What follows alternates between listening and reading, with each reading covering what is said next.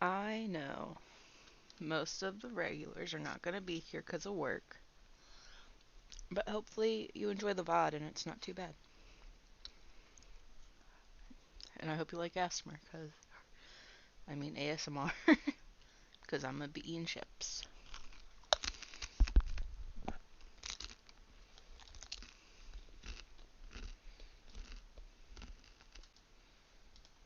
The interrogation of Hiram Tolliver. Still unconscious, Mr. Tolliver slumped heavily in a shoddy old chair. I don't think you're going to interrogate him for a little bit.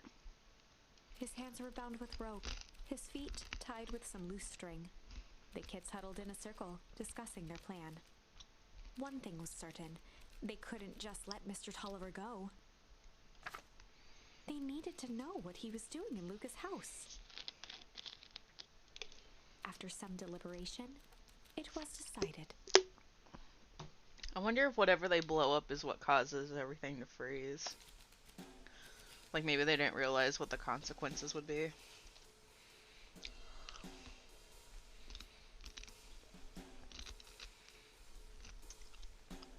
Okay, another branch. They'd run a classic good cop, blank cop interrogation.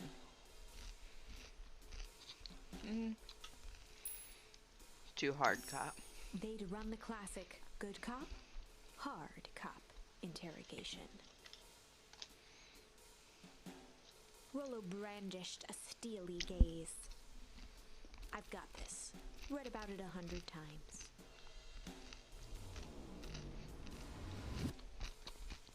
Rollo swaggered past the chair which propped up the slumping Hiram Tolliver. He don't super look tied up, but I could be wrong. Without even looking at his captive, he began with a long, blustery drawl. Well, Mr. Tolliver remained motionless. Rollo spun around to face him.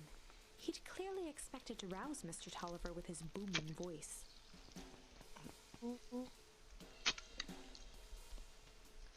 Mr. Tolliver? Beck and Luca gave each other an unsure glance. Rollo slammed his fist on the table. I said, Mr. Tolliver! He grabbed the table lamp and beamed it onto the unconscious face. Mr. Tolliver groaned and slowly lifted his head. He recoiled with a muddled, weary squint. What in the world? The chair wobbled as he attempted to straighten up. Who's there? Mr. Tolliver could only make out rough shapes through the glaring light. With a gruff tone, Rollo hoped to both conceal his voice and intimidate. I'll be asking the questions here, punk. Now hold on, let's just calm down. Oh, I am calm. Calm as a carrot in dirt. As for you, looks like you're sweating. The expression on Beck and Luca's faces transformed into awe. Hey Kay, what's up? We can do this my way, or... well, let's just say I never needed another way. Rollo, hitting his stride, was now channeling every detective trope his memory could recall. He slammed the table again. Now dance! What? I don't even... Mr. Tolliver's voice became desperate. He was nearly in tears. You tie me down, how on earth can I dance? Dance with your mouth, punk! Spill the beans! What are you doing poking around this house? I'm here to help Juniper. To make sure everything's ready. Oh man, JK.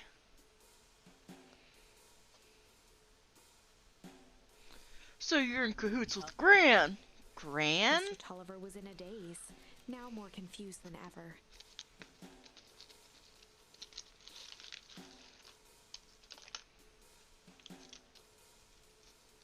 Yeah, calling her grandma to give you away.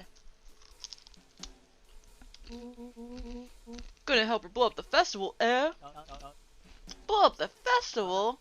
Good He shook lord. his head, feeling more and more dizzy. No, you got it all wrong. Where is she now? She's headed to the source. The source? What's the source? It's His where... voice faded to a whisper. Oh. The town began. Where it all began. What's Operation Sparkplug? With that, Mr. Tolliver passed out cold. Aww. Rollo swung around with a repentant grimace.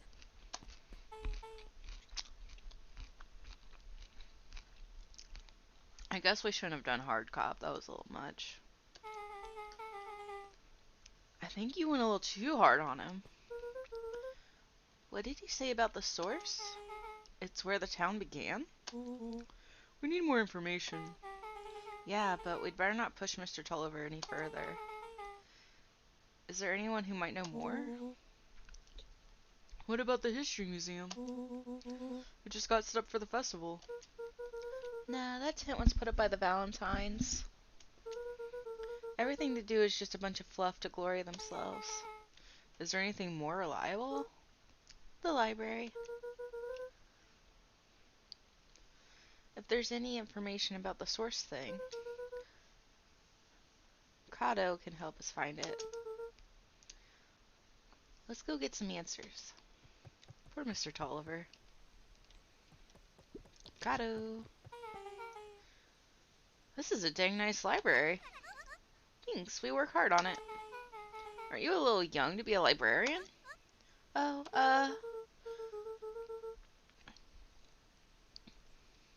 Kato hung out here so much, eventually they gave him a set of keys. I just keep an eye on the place for Miss Novak sometimes. They got you working for free? It's quiet and I get access to all the books I can read. What more could a person want? Fair enough. What can I do for you all? We need a favor. I already told you and Rollo. I can't put you any higher on the wait list for the next Atomic. If you're here with more candy, I'll have you know I can't be bought. Called a personal code of conscience. Actually, we're looking to do some research. Now you're speaking my language. What are you looking for? That's the thing, we sort of don't know. What do you got on the history of the town? There's county record archives. What's in those? Births, deaths, newspaper clippings, stuff like that. Pretty boring reading. But they do go all the way back to when the town was founded.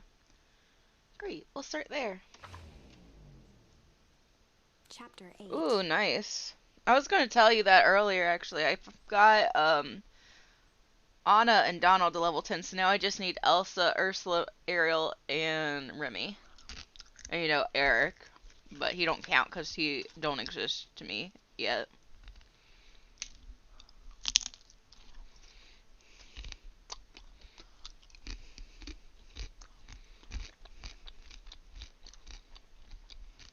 Would it be sacrilege to make him a fisher?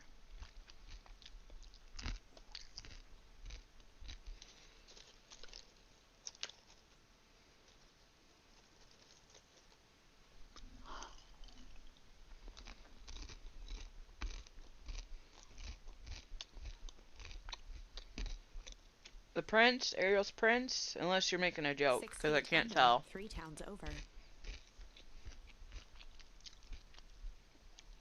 The kids spent the rest of the afternoon combing through dusty piles of old county records, desperately searching for anything that could help them make sense of Mr. Tolliver's cryptic utterance. That was a fast chapter. Luca tried to shake the thought of Gran's basement, but his focus wavered. Explosives, messages hidden in jam, dossiers on various town figures, and a corkboard threaded with photos.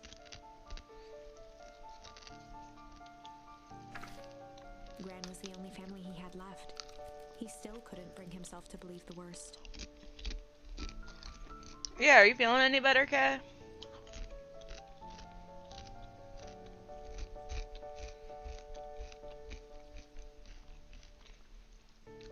But the old map with the symbol of explosives in town square made that difficult.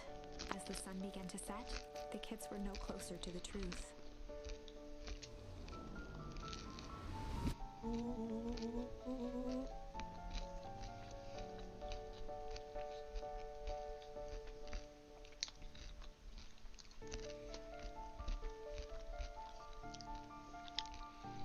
Sorry. If I have to read any more records, my eyeballs are gonna pop. We have to keep digging. If I dig another word, I'm gonna end up in one of the asinine death records. Rollo Cotter. I did not read that. Ugh. Till he read so much more and cried that his brains oozed out of his ears. Rollo shut his book with an assertive nod. If you've got a better idea, spit it out. You're selling my sister. Keep pushing your luck, pal. And it won't be a boring county record that kills you. I'll put you in the obituaries myself. Rollo muttered under his breath. You're a county record. Really? That's the best you've got? When I'm done with you, you'll be the footnote in history. Just like Her finger down on the open page before glancing down to read. J. Hartford here. I'd love to see you try. Hey, hey, hey. We're all a little tired here.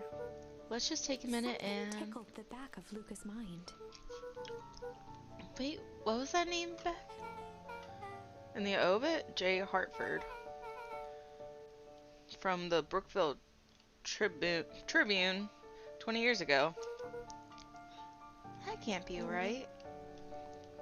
Oh. Wait. J. Hartford is his gran.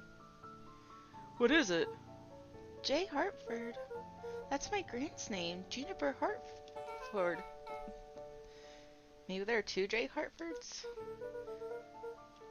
Oh. Miss Hartford is survived by her young daughter, E. Hartford. My mom's name is Eleanor. Okay, this is getting creepy. If your gran is 6 feet under 3 towns over, then who am I living with? The question hung in the I air. mean, I don't think she'd tell you she loves you if she doesn't really love you.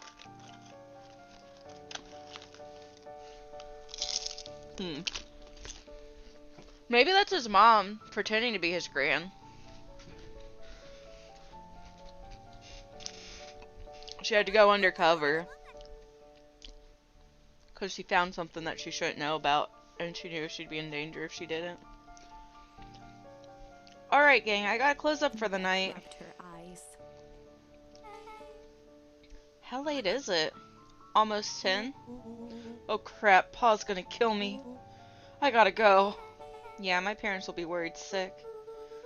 Okay, let's meet up as early as we can at the festival tomorrow. What are you gonna do about the unconscious man in your basement? I'll think of something. That's wild. Luca's heart was pounding as he approached the house. If he was lucky, Gran, or whoever it was, hadn't gotten back yet. And of course, there was Mr. Tolliver tied up and unconscious. Dealing with him would be the first order of business. Luca shook out his arms to calm his nerves before entering.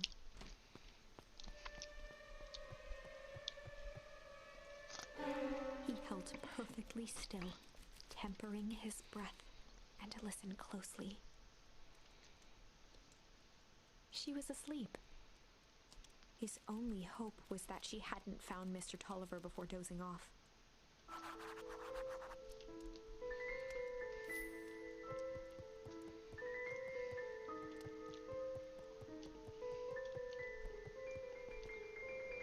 Uh-oh. Oh, Mr. no. Tolliver was nowhere to be seen.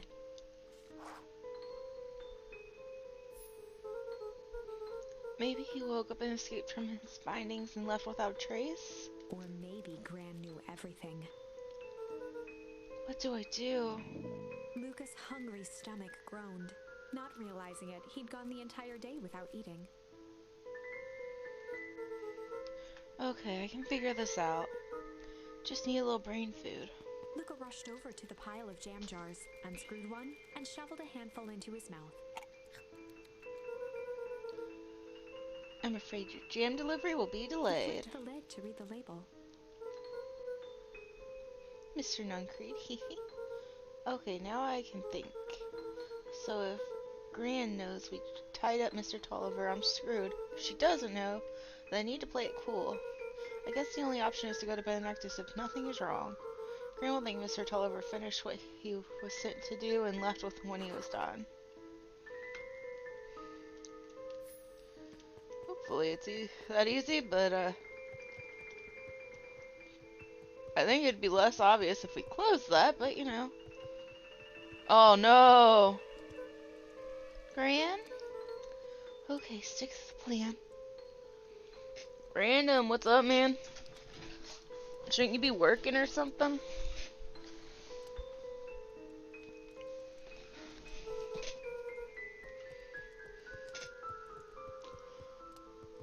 As Luca climbed the final stair, the emotion of the day dragged heavily on him.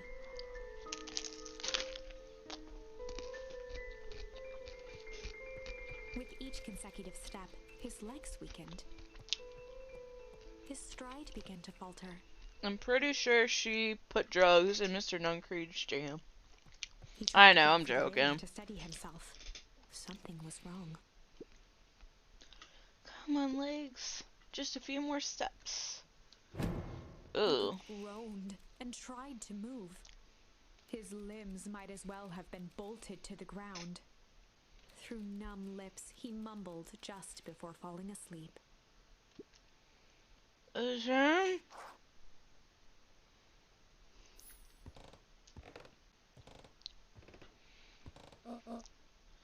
Sweet boy.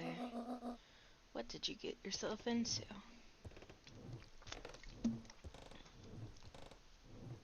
Because whenever we see Gran before, she's talking about family, so I'm thinking she really is related to Luca somehow. Rest now and let me handle everything. Just threw him on the bed. Chapter 9. Man, these chapters are fast today. A speech to end all speeches. Luca awoke to find himself face down in bed. He moaned into his pillow. Why would Gran drug him? She did not drug Or you. rather, why was she trying to drug Mr. Nuncreed? Because Mr. Nuncreed's a freaking creep, man. Shaking the questions from his woozy head, Luca snapped back to the I'm matter at good. hand. Just getting through this game. I kind of want to finish it today because I want to know what the story, like the ending is. I want to know where the story is going. But I don't know how long it is. I don't know how much time I got left. These chapters are going fast, though.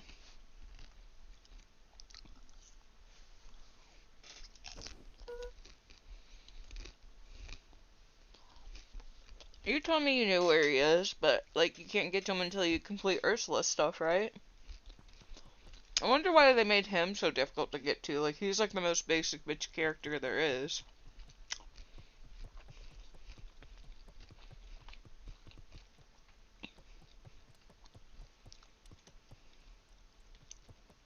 What am I supposed to be doing? I wasn't paying attention.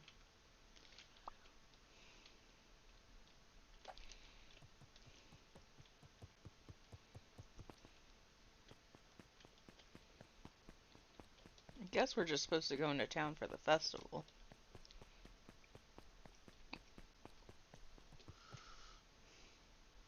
Oh, nice. Why are you mad, random?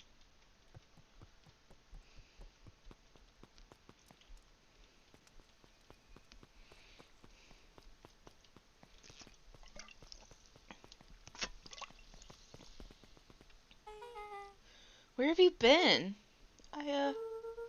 Gran put something in the jam. Yeah, we know. Secret messages for secret conspirators.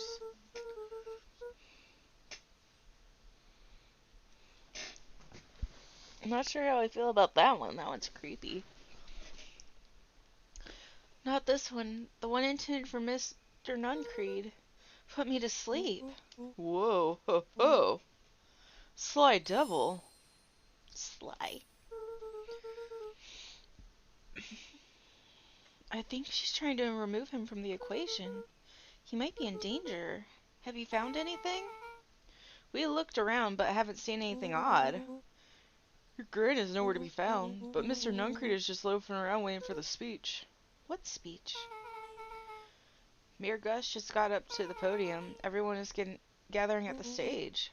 Let's get moving. Wow, so many people. Augustus Valentine nervously wiped his brow. Poor Gus. Is this thing? Hello, Beacon Pines. I'm Augustus Valentine, your mayor, and I suppose you already know that. Oh yes, before we get started, I just wanted to take a moment to recognize someone who couldn't be here today. This town wouldn't be where it is today without my father, Sharper Valentine, so I thought we could begin with a round of applause befitting such a great man. Whoa.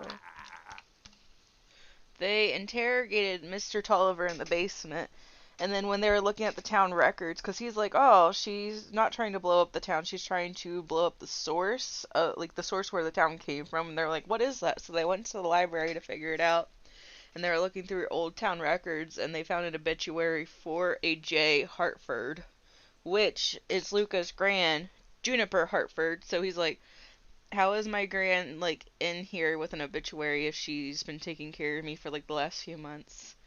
So they're like, who is that? Is that really your gran? What's going on here? Then he went home and ate some of the jam that was in the basement because he was checking on Mr. Tulliver, who was gone. And he's like, oh no, does Gran know that I did that? So, like, as he's walking back up to his room after eating the jam, he passes out because there was drugs in it. And he's like, why did she drug me? And it's like, she didn't try to drug you. She tried to drug creepy Mr. Nuncreed. Which is probably because he's working for Perennial Harvest. But, now we've woken up and we're like, well, it's festival day. Let's go see what's going on. Because today is the day when things are supposed to blow up and shit. And I have a feeling that this is going to be a bad end. Yeah, every time there's something crazy going on. Like, this is a fairly engaging game. Even that's more than the old codger deserved. Gus cleared his throat and awkwardly loosened his tie. Right, where was William I? Kerr bounded on the stage with the energy of a preacher at a big tent revival. Gus Valentine, He everyone. gave Gus a hearty slap on the back and motioned him off the stage.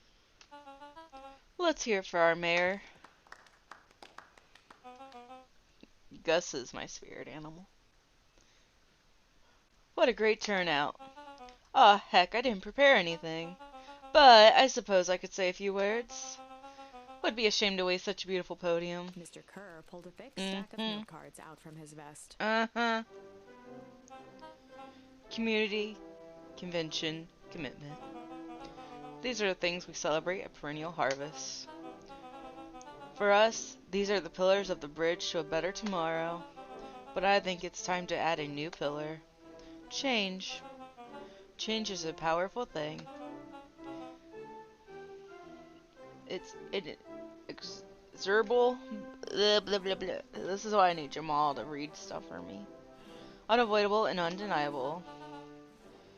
And I am dadgum and thankful for it. Dadgum. Change is the reason we're all together today. It's hard for me to believe that it was only 4 years ago when fate brought me here. A simple business trip which brought me to a small town which would which would change my life forever. I can't read, Mr. Kerr guys. took a moment to survey the crowd. This is why I'm not an audiobook narrator.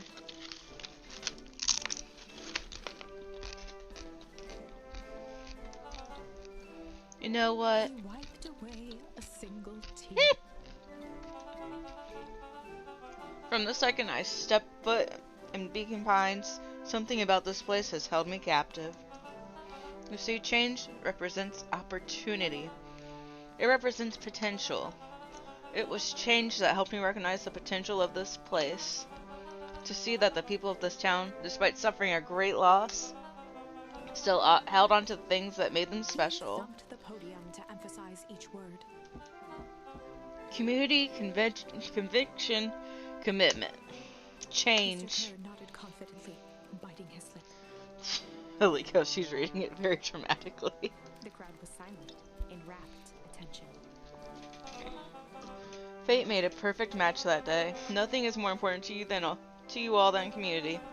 And perennial harvest is a community first and foremost. Methodically made eye contact with each Shut section up. of the crowd.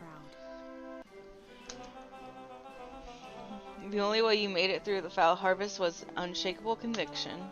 A conviction that a better tomorrow was just over the horizon. Perennial harvest was founded on conviction, and we are that horizon. This festival is a symbol of our commitment to each other. Began to build to a crescendo. We now walk hand in hand into the future we will shape together. And that is what change is about. Grabbing the future by the scruff of the neck and making things happen. Change is a choice. I am tickled pink that we will all be making that choice together. How great is that? Just imagine what we can accomplish. Yeah? What was that? The crowd began to look around nervously. Don't worry, a little thunder isn't going to ruin this day. Everyone remain calm. Mr. Kerr quickly flicked through his note cards. Where was I? Through all my travels, I've learned one true thing. One always reaps what they sow. We have all planted a lot of good in this town, and so it is with a happy heart that I can proclaim His hands up to the heavens. the great freeze I think's coming. Our harvest awaits, yeah. So whatever they blow up causes the freeze. At that moment, a merciless wall of impossibly cold air ripped through the crowd, instantly freezing everyone and everything it touched. For a man like William Kerr, this was a fitting way for things to end, on a stage, with an entire town frozen in rapt attention for the rest of time. The end. There's that ice again! Whenever I think we're getting close, it comes along and ruins everything! Maybe we should just quit? Maybe you should just close the book, walk away, and never think of me again. No, I don't mean that. We got a little closer this time. We just need to try again, please. Okay, so we've got two other ones we can do there. So instead of being a hard cop, we can be a chill cop or a sly cop. But then we could also go back to where we are saving disfigured Iggy and running away with him. I will let the chat decide whilst I munch on some more chips.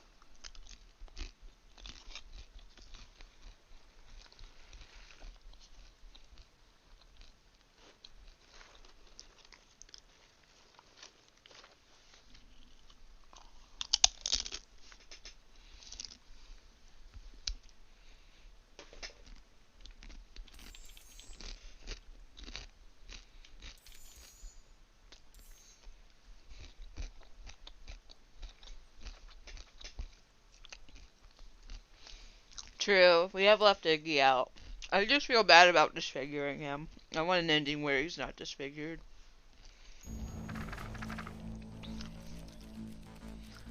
But we'll probably get another charm to go further. Run away! Luca drew himself up and decided to take the only option they had left. Flight. She's like, are you holding out on me? You got food? He squinted down the barrel of the mission control defense cannon, aiming it through an opening in the dense tree branches.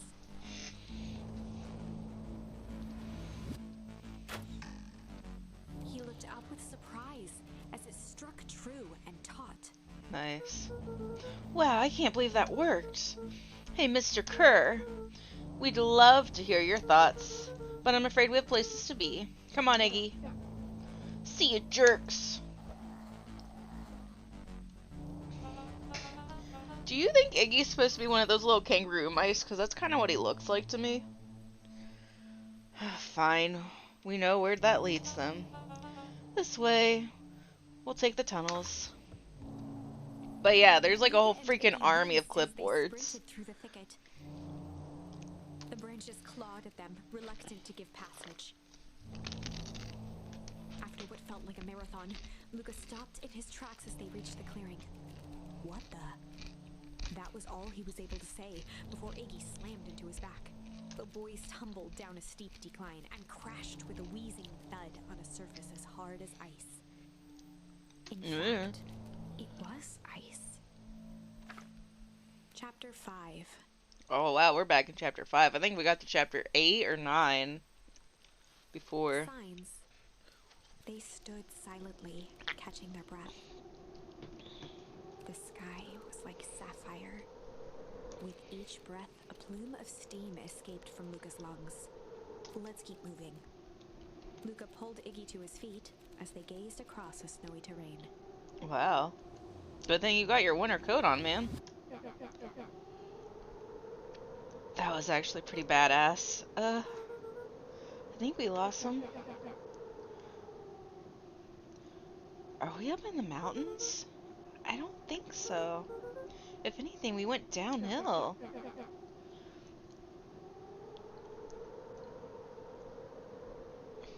And what's up with this winter wonderland? All I know is there's no going back the way we came. Let's see if we can get our bearings. Follow me. What? It's weird. Because it definitely feels like his house should be here, and that if we went this way, this is where his dad's grave was supposed to be. But maybe not. That was the only archway I could think of off the top of my head, but nah. Luca? Luca, are you there? He had almost forgotten the walkie-talkie he was carrying. It's that bozo Kerr. Hope nothing bad has happened to you out in the Luca looked woods. at Iggy with hesitation. No need to be With a rude. resigned sigh, Luca responded. It seems like the only dangerous thing in the woods is you. He speaks, the young man of the hour. Now, how in tarnation did you end up in one of our radios? Just lucky, I guess. Boy, howdy, you Van Horns are full of surprises, aren't you? You knew my parents? I never had the honor of meeting your father, but your mom sure was a handful. Shoving the walkie-talkie back into his pocket. We gotta keep moving. I mean, I would assume this is the right way since something happened. But maybe not, because this doesn't seem to be going anywhere.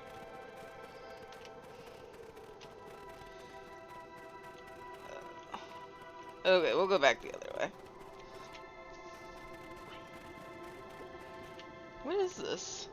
Oh, this is where the tunnels are. The metal was lightly covered in snow. 2 faint seams were visible along the surface. A manhole cover? If it is, I've never seen one like that.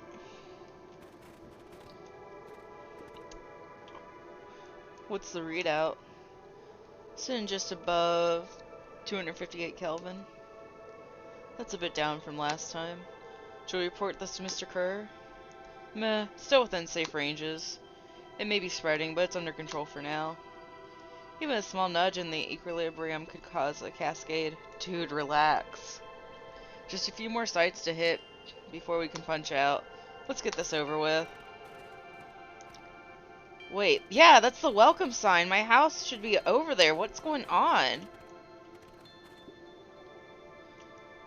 What's all this? Hard to say with all the snow. I think it's a town sign. I can almost make out the letters under there. What town could this even be? There couldn't be another town this deep into Weep Wood. I'm looking at evidence of the contrary. Let's figure out what we're dealing with here. Step 1, snow's gotta go. I'll see what I can do.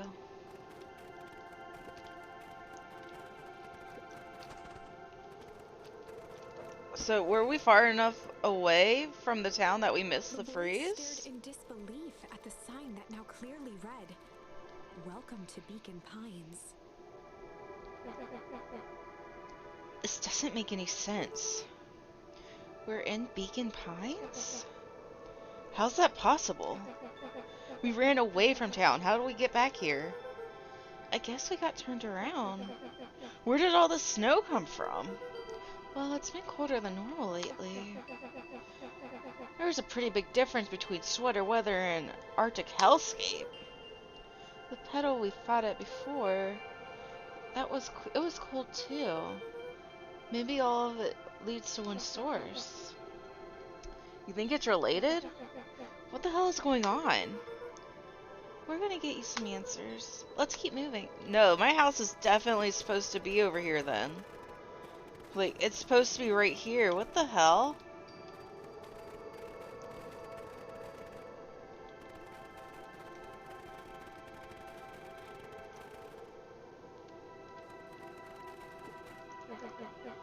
This stuff looks familiar to you? It looks like the barrel near the puddle I shoved me into. Yeah.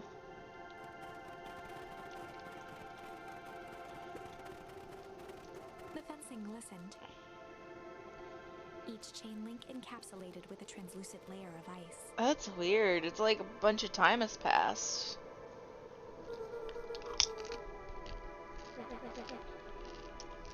The stuff who put up? I don't know. It's all frozen. Looking down at the frozen stream, Luca could faintly see a school of minnows encased in the ice. Whatever happened here, it happened fast. The fish didn't even have time to run. Or, you know, swim run. The crunching of footsteps trailing Luca went hush. He looked back to see Iggy's face twisted with confusion. Everyone's gone. What? There's nothing here but more snow. There must be an explanation for all this. We have to keep looking. You can look all you want. I quit. Iggy, we have to keep going. You don't get it, do you? This isn't one of your pathetic Hank Atomic stories. We aren't going to save the day. We aren't going to save ourselves. My face is mangled, the town is destroyed, and everyone we've ever known is gone.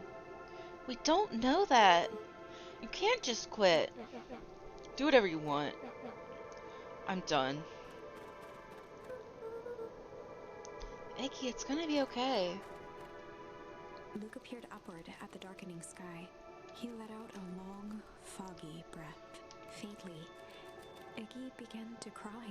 Seeing Iggy in such a pathetic state gave Luca a sense of compassion, and more than a little guilt. It is getting pretty late, I think. It's probably not a great idea to stumble around the dark anyway. Luca allowed himself to collapse next to Iggy. Let's just rest for a The boys bit. huddled together for warmth and comfort. If not for exhaustion, their minds would be racing, trying to make sense of the events of the day. As it was, all they had energy for was to sit in silence, numb. I don't know how they missed it because it definitely hit their treehouse in the one ending. And it seemed like a lot of stuff happened very quickly after it. Like they put up this fence and took all the bodies away. It's kind of calming. Yeah. I haven't had time to say it, but thanks. Huh? For getting us away from those creeps. Sort of froze up back there. Iggy, I should be the one apologizing. This all happened because I lost my temper. Nah, that's bull hockey. First of all, you didn't know what that gunk would do? You didn't, right? Of course not. And second, stop with this baloney about you losing your temper. But I did lose my temper. Iggy motioned sarcastically to his half-deformed face. Obviously. But that's exactly what you should have done. Huh? I was being a horse's ass. You were supposed to be a horse's ass in response. That's how it works. Iggy, I'm having a hard time following. You wanted me to fight you? Of course. Jeez, you goody-goody types take forever to understand this very basic point. Why would you go around saying cruel things trying to get into fights? It's something to do. You're an asshole because you're bored? Sometimes I just feel empty. You wouldn't understand. You and Rolo are always having a blast together, laughing and calling the most dinky little treehouse of mission control. Wept openly. Perfect little Luca Van Horn, with his perfect little life. My life is not perfect. Everybody in town likes you. Not everybody. Hell, that new girl hasn't even unpacked yet, and even she already likes you. You have He Tish. wiped his nose with a sleeve. I love Tish. Tish is great. But she ain't exactly the world's greatest conversationalist, you know? Luca gave a warm chuckle. I get that He impression. cleared his throat as he wiped his eyes. Huh, it must be raining out here. He Definitely. arched into a wide yawn. We should probably try to get some sleep. Yeah. Let's lay low for now. Tomorrow we'll get to the bottom of all Luca's eyelids this. began to slowly drift shut. You guys are gonna freeze. Luca? Yeah? I always did want to see the inside of your dinky little treehouse. What do you think? Not bad. I'll give you the full tour when we get back. You know what? That's all Luca could whisper before succumbing to sleep. Iggy snuggled in some more. When it comes to the worst days of my entire life, this one wasn't half bad. Better than the last worst The day house of your smelled entire of warm life. bread. Luca was playing with toy blocks on the living room rug. He looked up to see his parents on the couch. Another weird, prosthetic dream. His mother held his father's head in her lap. She idly stroked his hair while humming a song. A voice behind Luca spoke. This is how you remember them, huh? Luca turned to see his own face, the doppelganger from his dreams, still clad in a yellow hazmat suit, still carrying a look of disdain behind empty eyes. Aww, look at this perfectly cozy scene. You know it wasn't really like this. The figure picked up a toy block and inspected it. It's amazing the facades that one can build given the right materials. Not that I blame us. These are a child's memories, all warm and fuzzy. You don't remember, do you? Lucas snatched the block from the figure's yellow-gloved hand. Remember what? The doppelganger pointed to the couch. The last day we saw him alive. The day he chose to abandon us. Luca turned to look at his father, still lounging on the couch. That's not true. He didn't abandon us. The doppelganger waved his hand dismissively. Everything is true here. It's just a matter of what we choose to see. Well, let me show you. The world flickered and pulsed. Luca was sitting next to his bed, listening to his heartbeat with one of his dad's stethoscopes. The doppelganger limped into the room. Now, we both know that's not how this went. He grabbed Luca's hand and guided the stethoscope to the floor. Luca heard muffled shouting, brought close by the stethoscope. It was his parents, fighting. Do you remember what we did next? Luca gave a slow nod and crept down the hall to peek through the banister. He could see the outline of his mother at the bottom of the stairs. Damn it, Walt. We can't afford to get involved in this. She was scared. His father stepped forward. What am I supposed to do? Just watch? There's a sickness in this town, and we both know who's behind it. I swore an oath to help people. I won't turn my back on them. Luca's mother grabbed Walt. She was crying, pleading. I can't lose you. Walt calmly removed Eleanor's hand from his shoulder. What's right is right, and what's wrong is wrong. I could never live with myself if I let Sharper get away with this. Eleanor raised her voice. Spare me your bullshit platitudes. What about our son? Luca flinched, dropping the stethoscope down the stairs. Walt turned with a panicked smile. Luca, is that you, buddy? With tears in his eyes, Luca descended the stairs. Mom? Dad? What's going on? Walt dropped to a knee to meet Luca eye to eye. Nothing, buckaroo. Your mom and I just got a little overexcited is all.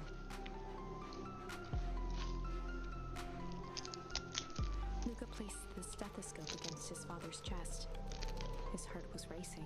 It sounded like you were going somewhere? Walt gently removed the device from Luca's ears.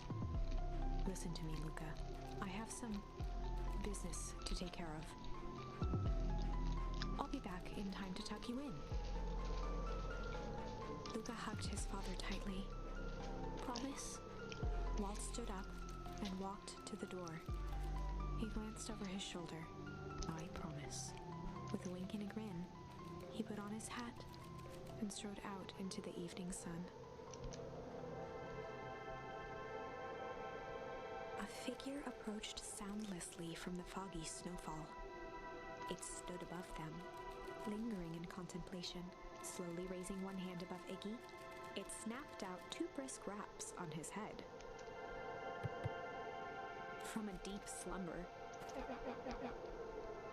I don't know who this is. Get your hands off me. The calming presence or the recognition that he was not in danger, Iggy felt his clenched fists lower. Just what do you think you're doing? Looked up, gradually remembering his whereabouts. The figure exhaled a cloud of warm vapor. You two certainly have caused a lot of commotion. What's that supposed to mean? Take it easy, Iggy. We were asleep, minding our own business. You're the one running around knocking people on their heads. I'm sorry if I hurt you, Iggy. You didn't hurt nobody. Anybody. Huh? Oh, I see. You think you're better than me, you... When it came to complete strangers, Iggy had trouble cobbling together an insult. Big-headed, scarfy-necked furball. Okay, let's lower the temperature a bit here. Interesting choice of words. I mean, let's all just calm down. Who are you? A friend. An observer. A hitchhiker on the infinite expanse of possibility. Great. How about a name? If you must call me something, you can call me Nat. Iggy huffed with gratification. How about you make like a gnat and buzz off? Very well. Nat began to turn away indifferently. Wait, do you live here? You might say that. So you know where we are? You might also say that. Look, pal, we just want to find a safe way out of here. You're gonna help us or not? Before knowing how to leave, one must know where they are. Alright, that does it. Luca, I don't know about you, but I'm gonna get out of here, one way or another. Iggy turned sharply and began to stomp off. Enough with the riddles. Iggy, wait up. Realizing he'd worn their patience then, Nat relented. Very well, I suppose it isn't time for metaphors. I'll show you to get back home. Luca and Iggy turned around with hope in their eyes. Come here. Nat took a deep breath in. Close your eyes. Nat exhaled slowly, then snapped his fingers. I have a feeling this is gonna get extremely bizarre in the next few seconds. Okay, open them. For a brief moment, Luca and Iggy let themselves believe that some great magic was about to unfold, until they opened their eyes and found themselves in the exact same place, cold and disheartened. This is your home. This is Beacon Pines. Look, Nat, we don't know how we got here. Maybe we stumbled through some tribe travel gate in Weep Wood? Or we teleported to some alternate universe? Or this is all some extremely cruel experiment by Kerr and his goons? That one's probably the closest. But this is not our home. You're inching closer to the truth. Alas, the reality is much less fanciful. Ooh, gross. Let's lower the temperature. Yeah, I know.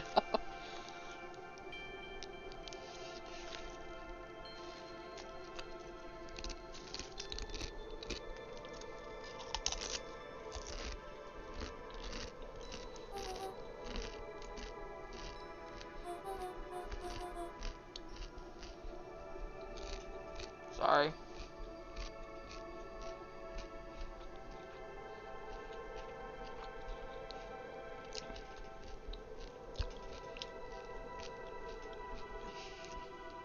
Now I'm gonna have to figure out where to put his house.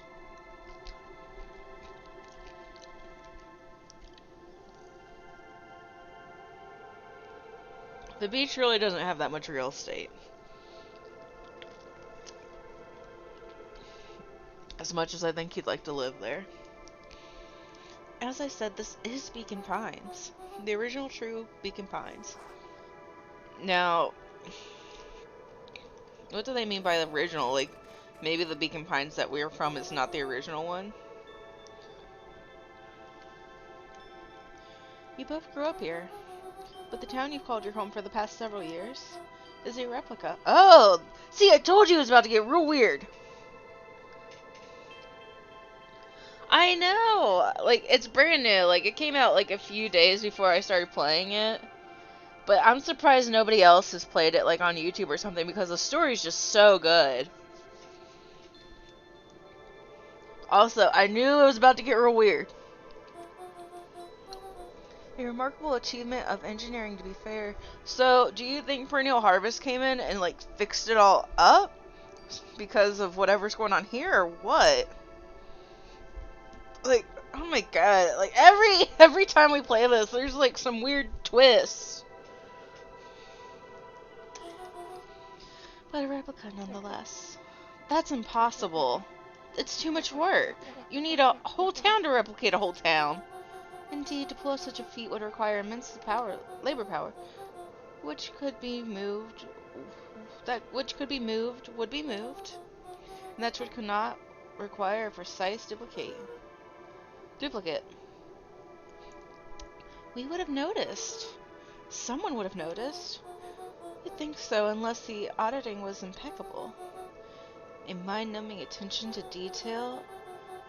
As for the innumerable trivialities,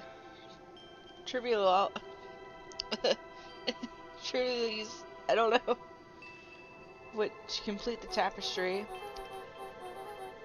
Well, you can leave that to this miraculous thing we call a brain. It has a real aversion to discontinuity, a revulsion even. The brain has a wonderful way of smoothing out rough edges, keeping us sane.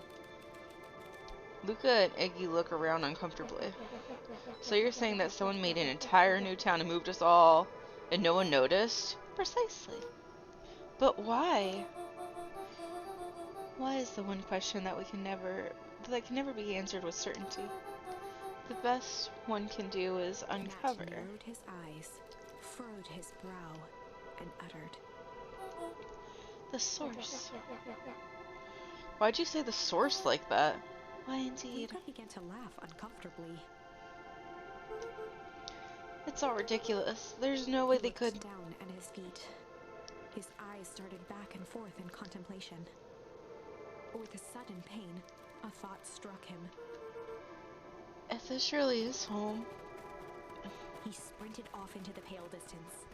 As Iggy turned to follow, Nat called out, Iggy, it's not too late to turn back.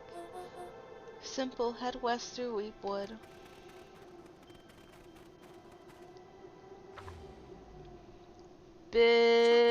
Bizarre. Bizarre. The source. Nat expressed his sympathy with a shrug and sauntered off as unassumingly as he'd arrived. Why do He'd you give live Luca there, and Iggy man? what they needed, and nothing more. As Luca sprinted across the snow, the events of the past few days became clearer, pieces to a larger puzzle. Rollo said he was underground somewhere. I will captured. admit, if it turned out that we had gone through, like time traveled somehow, I would have been a little mad, because, like, I feel like that kind of stuff's a little bit of a cop-out with this sort of story. Like, you can't, like, give us a mystery where we can try to solve it, but then also throw in, like, that sort of stuff where we can possibly, like, solve for that without knowing that it exists in the world.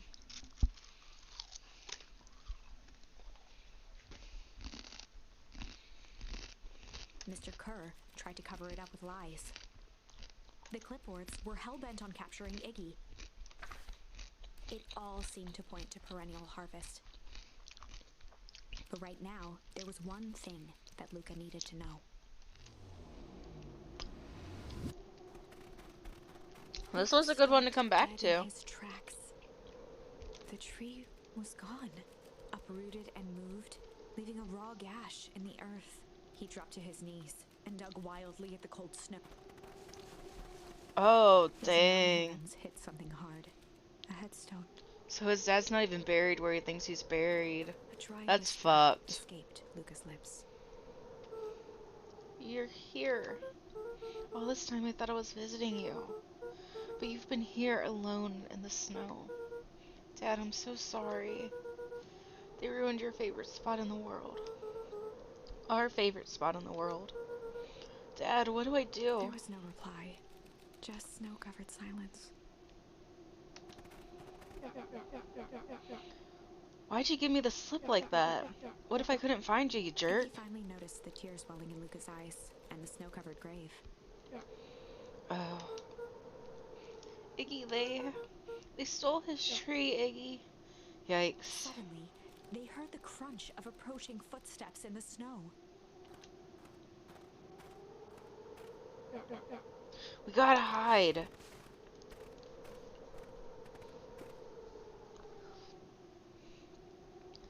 $259K. Fall off distance still good. Dude, did you hear me? I said 259. Sorry. You ever think about what we did here? We saved a whole town of people. It doesn't feel like it sometimes. What about everything we left behind? That's the grave of someone with a family. The people who love them will never know the truth. The truth is overrated. He bent down to scoop up a snowball and lobbed it playfully. Hey! Don't be such a downer, dude. We took this job to change the world. Yeah. Come on. It's almost lunchtime. I wonder if that's Mr. Nuncreed. Weirdo. Nah. Here I thought I was a jerk. These dingus are out here literally dancing on graves. Through heaving sobs. I thought I was visiting him. I thought he was with me. Not gonna lie, that's a bad break. Here's some Luca a advice. solid smack on the back of his head. Hey! Who's any of this helping? What? Sitting here in the snow crying like some pushover? Who you helping? Iggy, look what they did! They lied to everyone! Blah blah blah. Luca Van Horn, you're a lot of things, but you ain't no pushover. What did I tell you before? When some jerk comes at you acting like a horse's ass, I should stand up for myself. Hell yeah! Kurt and his merry little band of clipboards pulled off this switcheroo for a reason, right? And that mentioned something about a Luca wiped source. his eyes with a sleeve. My thing is how did they move everyone? Did they, like, drug everyone? Like, how would you be sure, like, you would get everyone and not have anyone notice? Like, that's my thing. Whatever's at the source must be awfully valuable to perennial harvest. Sure would be a shame if something unfortunate were to happen to the precious source, wouldn't it? It seems like a bad idea considering I'm pretty sure that's what causes the big freeze.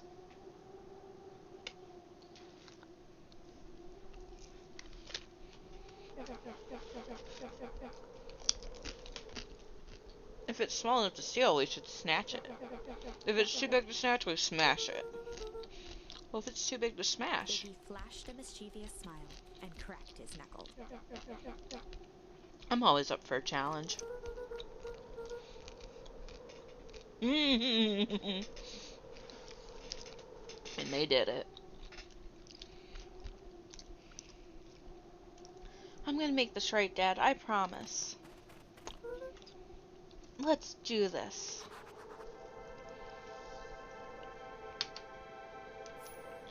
I have a feeling it's where the warehouse would be.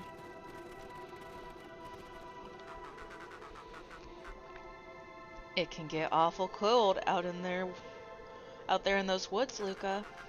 Probably best you two stay put and conserve your energy. Help's on the way. Where's Rollo? Where's my mom? Did you kill her? Oh, heavens no. Do I seem like a killer to you? Iggy and Luca shared a skeptical look. Well, do I? Oh, shucks. That hurts my feelings. Screw that guy.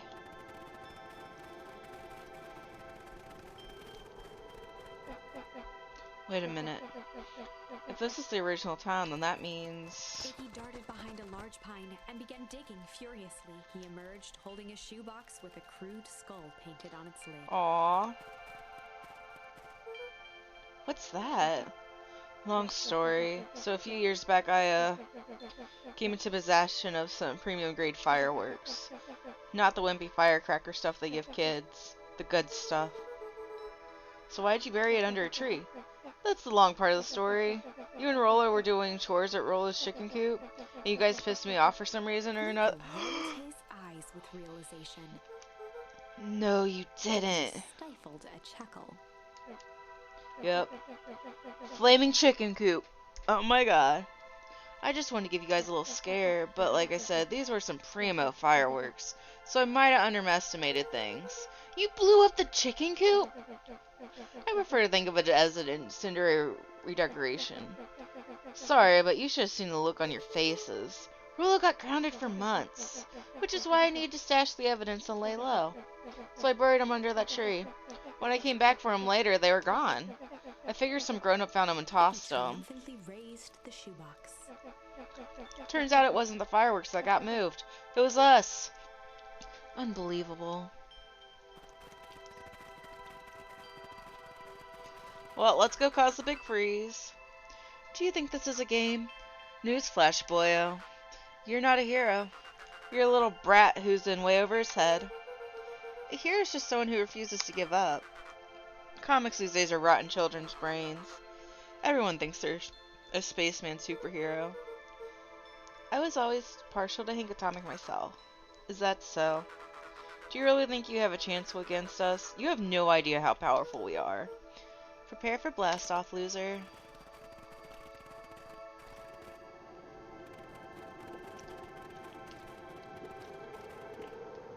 Crooked. Just like this whole stinking place. Oh, nice. I wonder if you have to replay some of the routes if you missed something. Or if you just don't get, like, the actual ending.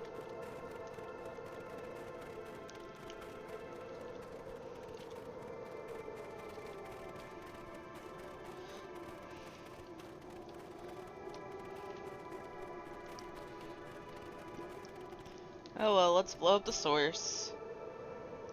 Oh, so where they have it marked on their map in the basement, where Grant has it marked on the map, it's not in the town that they're currently living in, it's in the original town.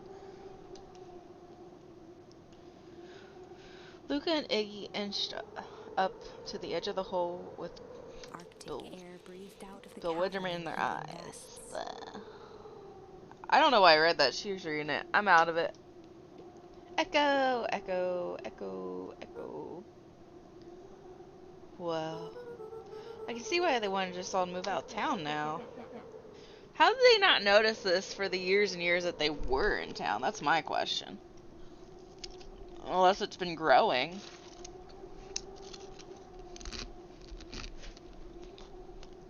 Why would they dig a giant hole?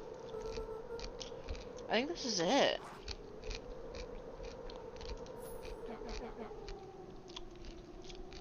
This is the source? It's a dang hole? How do we smash a hole?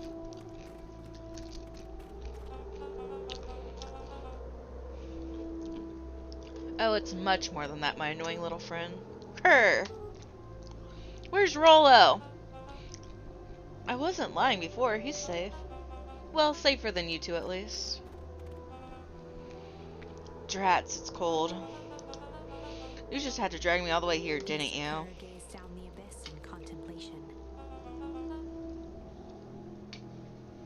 It really is something, isn't it?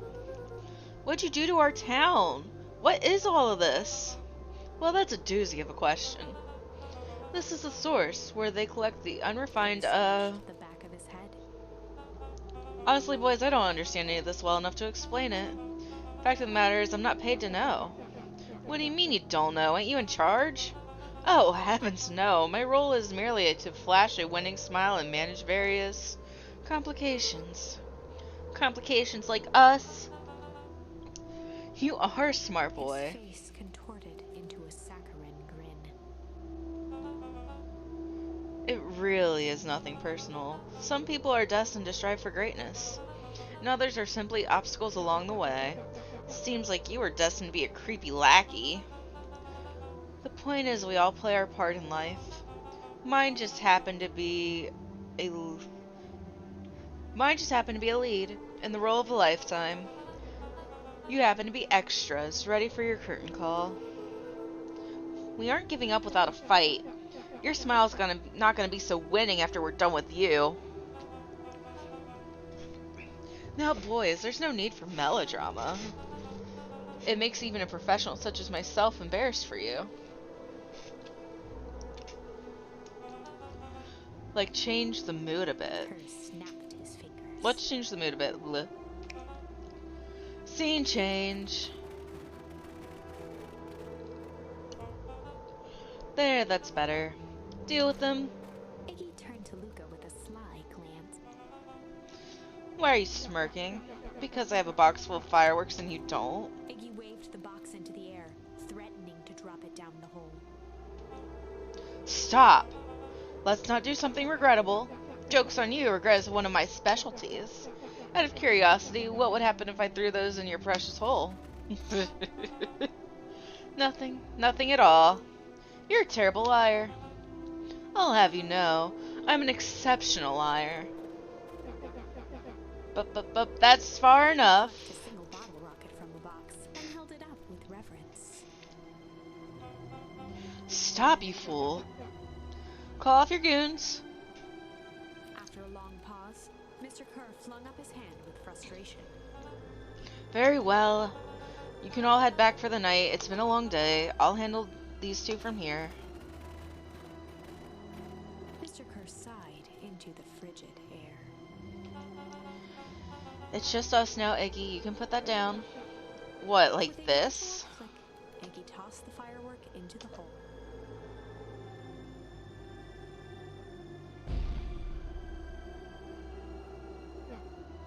Ooh, whoa. With a growl, Kerr leapt at Iggy, crashing through Luca.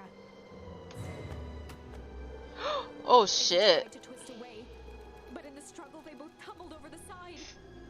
Luca dove forward, bracing Iggy's hand just before it slipped.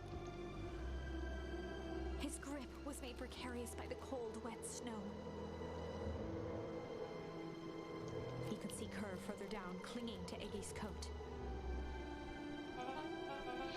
You reckless child, what have you done? Luca, listen to me. Hold on tight and use the walkie-talkie to call them back. Helm, what channel do I use? It doesn't make a damn difference, they're always listening. If you do that, the clipboards will just haul us up and snag us both. The only way you get out of this is if Kerr's out of the picture. Just let go and save yourself. If he lets us go, we both die.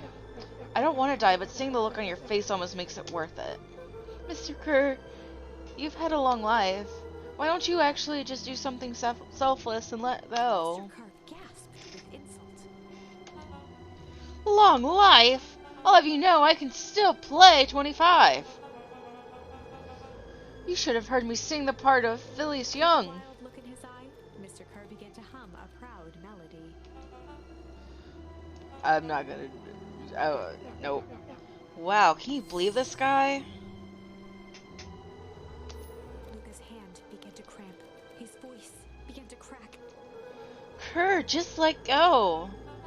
No can do. If you want to save your friend, you'll have to save me too. Luca, look at me. It's okay. Iggy loosened his grasp. Just take your coat off, man. If you aren't going to kill your friend like that, are you? Every muscle in Luca's body burned. I'm not his friend. Yes, you are. No, I'm just a no-good bully. Like you, Kerr. Iggy, no. Luca felt his hand slipping. Dang, guys. And I told you what you do with bullies. I can't. It's your only way out of this mess. Two birds with one stone. It makes sense for us to fall together. Wackadoos travel in packs. Settled over Iggy's face. Luca, let me do Iggy's this. voice was colder than the bitter air billowing from the chasm. Let me do the right thing for once. Damn. Okay, are we gonna accept or are we gonna refuse? I have a feeling we're gonna have to come back to both. Hey Nikki, what's up?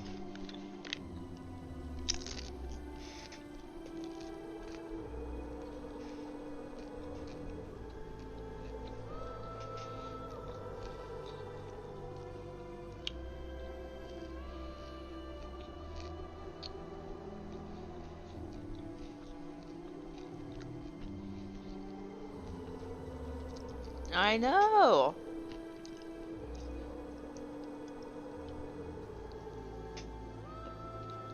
I either let him go and he falls into the hole or I save them.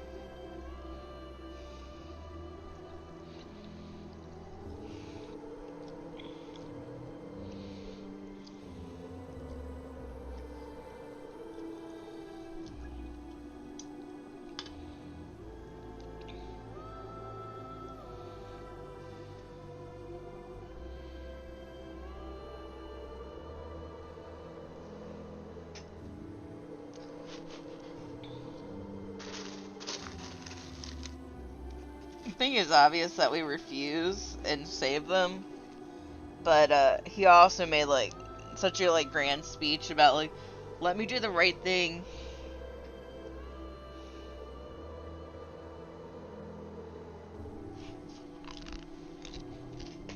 Like I said, I'm hoping the branch where he gets disfigured is not the right one to begin with. Luca had no choice but to refuse Iggy's request. He tightened his grip and reached for the walkie-talkie in his pocket. A wild delight crept onto Mr. Kerr's face. That's a good lad. Now, radio for help. Oops, I already saved him. He begged Luca with his eyes one last time, but Luca pressed the button and called out. Next one we'll see what happens if we let him go. We need help. Mr. Kerr is in danger. It wasn't long before they were once again surrounded. I have a feeling this is like an ending though, like I don't think this is gonna be very long. Mr. Kerr sighed with relieved frustration. There you are. You really are a worthless lot, aren't you? Mirror, now. A clipboard dutifully produced an ornate ivory hand mirror, and Mr. Kerr began preening his tousled hair. Ah, that's better. Mr. Van Horn, I applaud your sharp thinking under duress. I'll put in a good word for you with the founder. Take them away. A swarm of hands overpowered Luca. The last thing he saw The before founder. the cloth bag was pulled over his head was the defeated look on Iggy's face. The end. Yeah, that's what I thought. It wasn't gonna be very long. I got chips. Yummy, yummy chips. Maybe a little stale.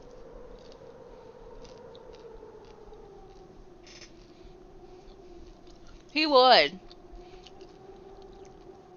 Now, I'm starting to wonder if the founder is actually supposed to be, like, Sharper. Like, maybe he didn't actually die. Or maybe someone related to Sharper. I think this was one of those times where doing the right thing was the wrong thing. Yeah, I noticed. Let's go back and let him go and see what happens, I guess.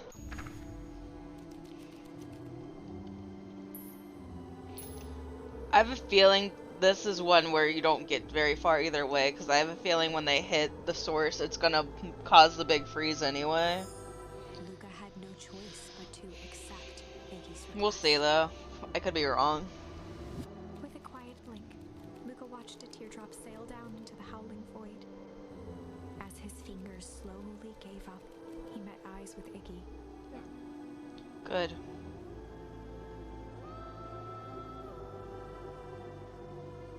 The two silhouettes were swallowed by darkness.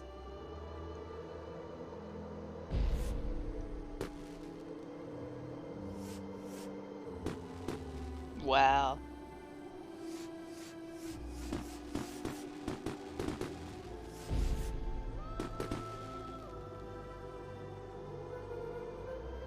Hell of a goodbye, Iggy.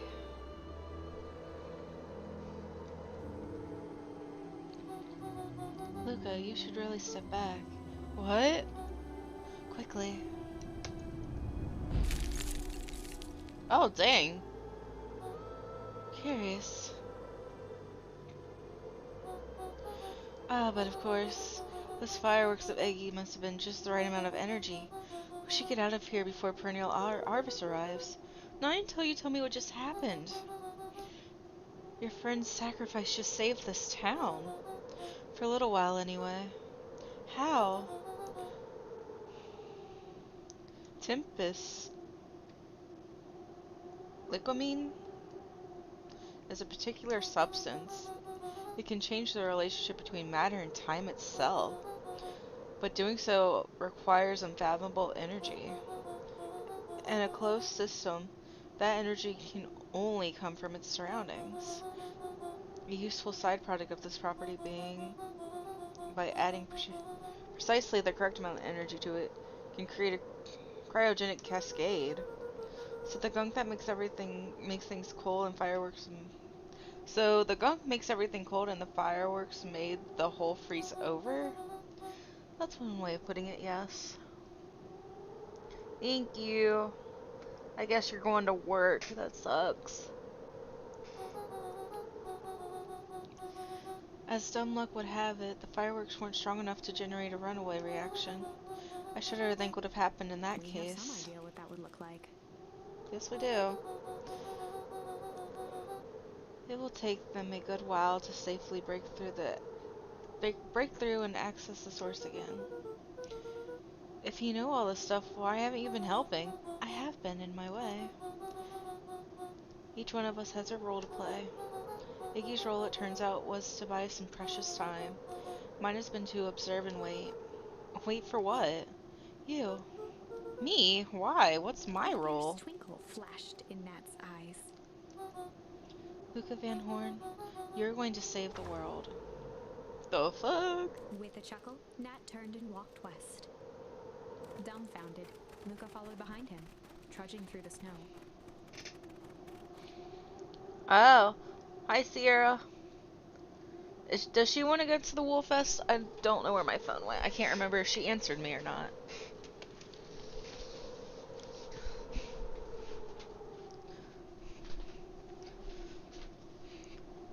Can't believe it's been a year already. Would cats start to act out like...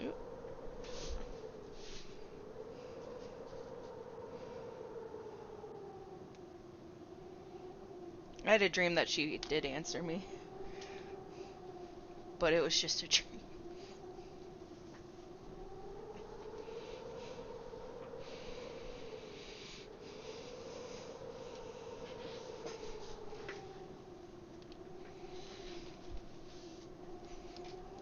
Every step taking him further away from everyone and everything he knew, and closer to destiny. Gasp. To be continued in Beacon Pines, Pines Harder. What? You're fucking with me right now. Revenge served cold. Second time's a charm? Wait, that's it? This ends with a crummy cliffhanger just when it was getting good? I was even starting to like Iggy. No way. I refuse to be associated with some never-ending parade of sequels. Let's go back and find something more definitive.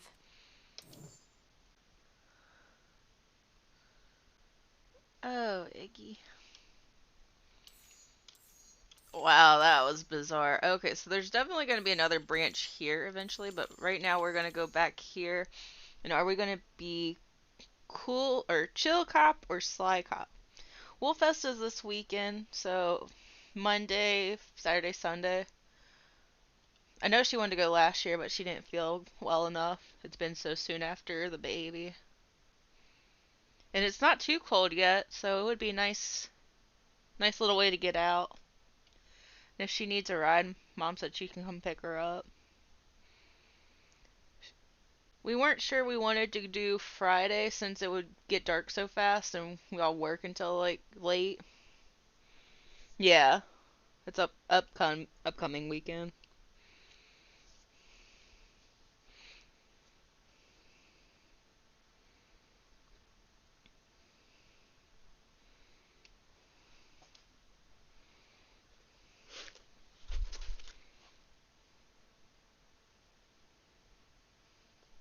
I don't like a lot of managers, so that doesn't narrow it down. The whole weekend?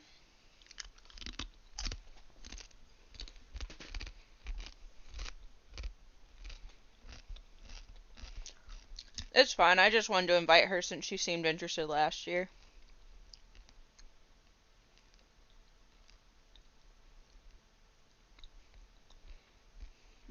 I'd probably pick a convention over it too.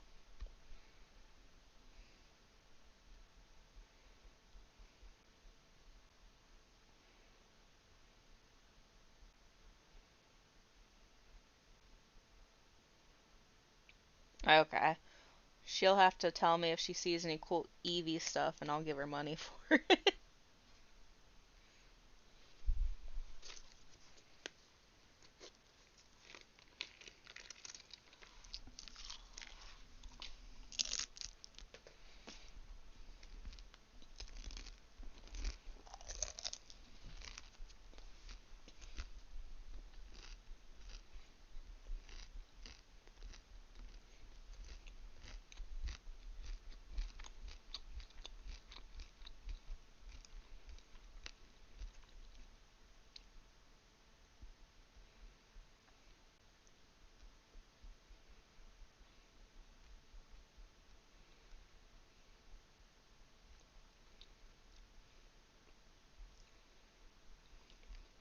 I mean, if she wanted to go Friday night, she could.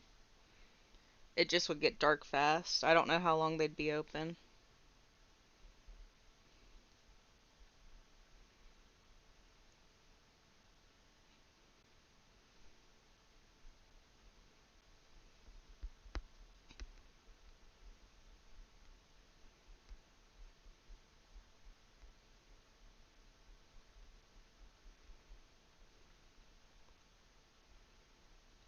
They go until 10 p.m.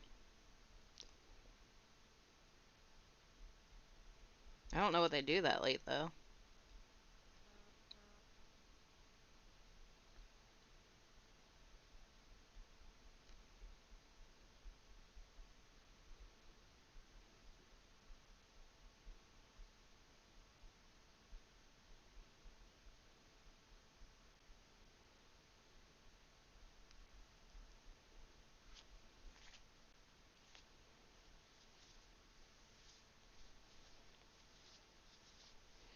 The 7th is Friday. That's why I was saying if she wanted to go Friday, since it's not one of the convention days.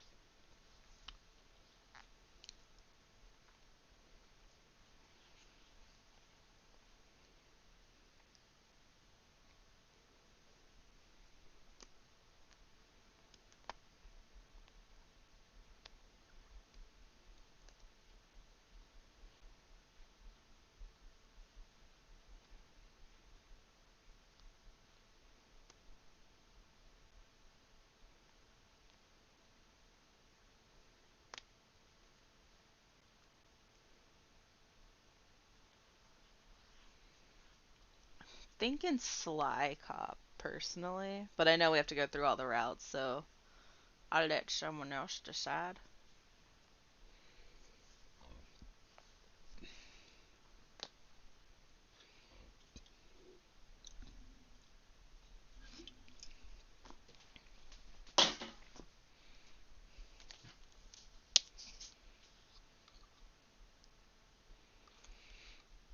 Hard Cop Rolo was just kind of like freaking him out so bad that he passed out because I guess he's a sensitive little squirrel. But he did mention the source, and they're all like, "What's the source?" So they went to the library to figure it out, and then that's when they realized, like, "Oh, this book says that your grandma died. Here's her obituary." And then they're like, "Who's that person? Pretend to be your gran."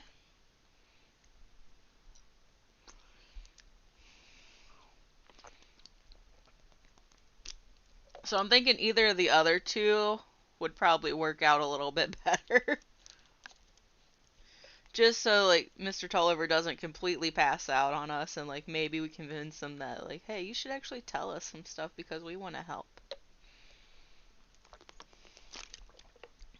I feel like if we pick Chill or Sly, it might be Beck taking the wheel instead of... Yeah. I don't know which one would be which, but I think if either one of those, like, it would be Beck taking the wheel and being like, oh, well, here, let me do this.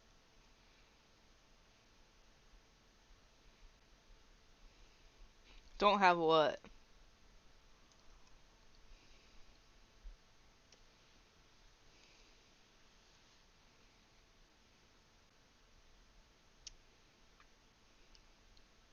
I'm confused.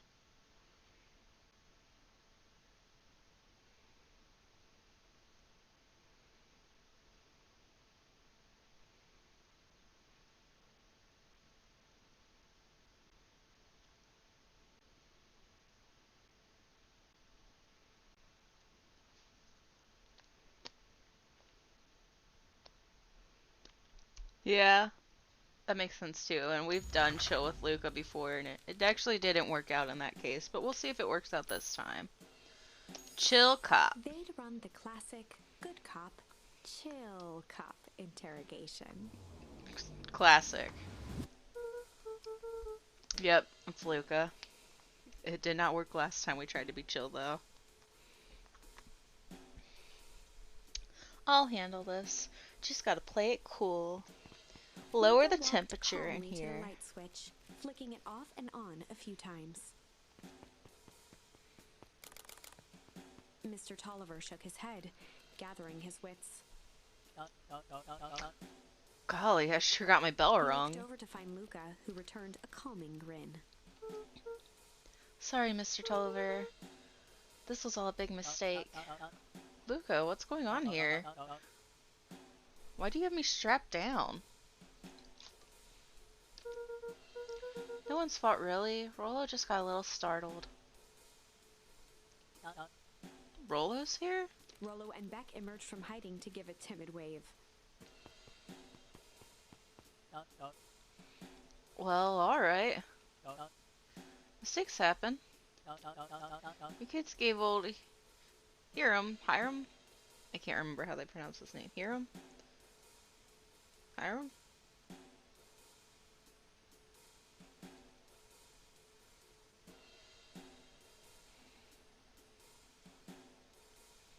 Oh. That's interesting.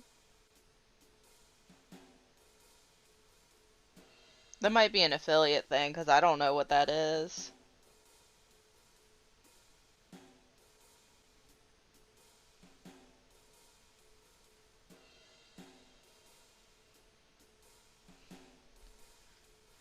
You kids gave old Hiram a good scare. Just let me out of these ropes and call it even. Luca glanced over to Rollo and Beck, who replied with skeptical looks. Mr. Tolliver, why are you in my grand's basement? I'm here to help, of course. Help with what? What's my gran up to? If you'll just cut me loose, I can show you. How do I know we can trust you? Mr. Tolliver exhaled with disappointment.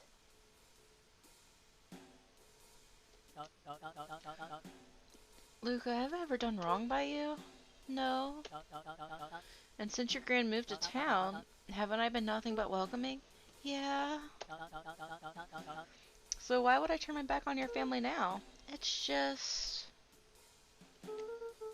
all this stuff seems pretty weird. A board with names of people from town, an archive of my dad's old disturbing patient notes. Luca gestured to the corner. Barrels of explosives? I can explain everything. You just need to untie me. You kids deserve an explanation. Luca looked again to Rollo and Beck. This time they shrugged. Luca began to slowly loosen the bindings. Mr. Tolliver gently rubbed his wrists. That's a good lad. This will make sense in He time. edged imperceptibly toward the stairs as he spoke. Guys, I don't trust him. You see, this town has secrets, Luca. A very dark past indeed. Before the kids had even noticed his movement, Mr. Tolliver was at the light switch. A past which must be He brought punctuated his final words by flicking the switch and rushing up the stairs. to light.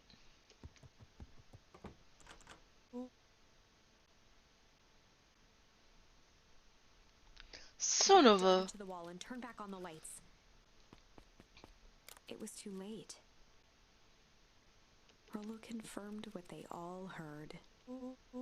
He just locked us down here. Mr. Tolliver's muffled voice came from behind the door. I wasn't lying, you know. This is for your own good. You kids just keep tight down there. And let the adults handle this. You guys are gonna freeze us. Keep fucking up. They looked bewildered at each other.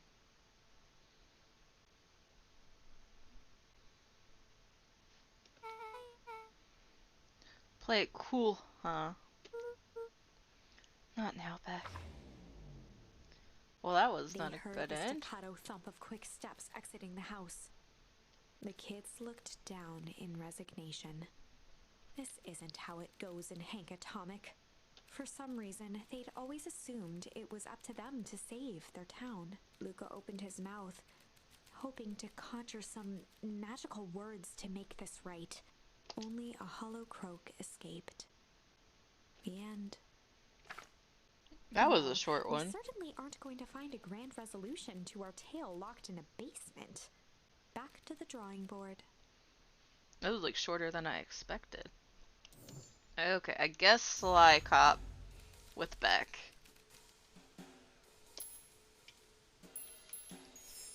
They'd run the classic good cop, sly cop interrogation.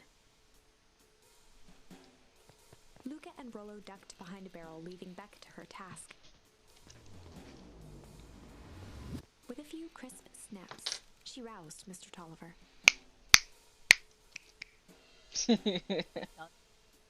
Whoa. What's going on here?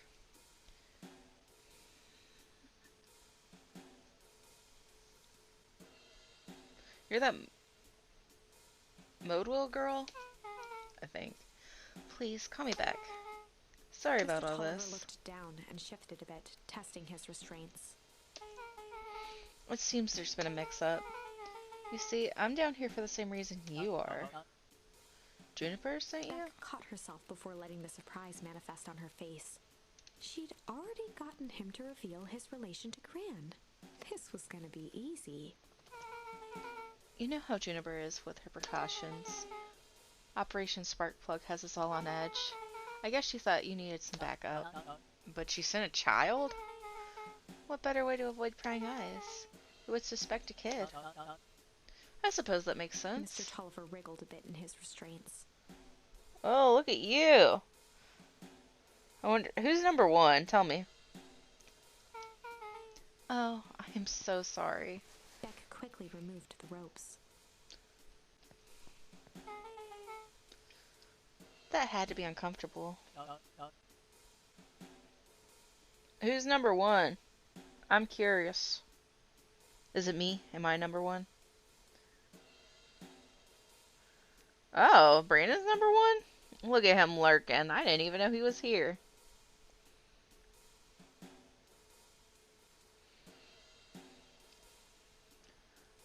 I think it has to be an actual O and not a 0. Yeah, that's what I thought. I need to fix it so there's like alternate spellings.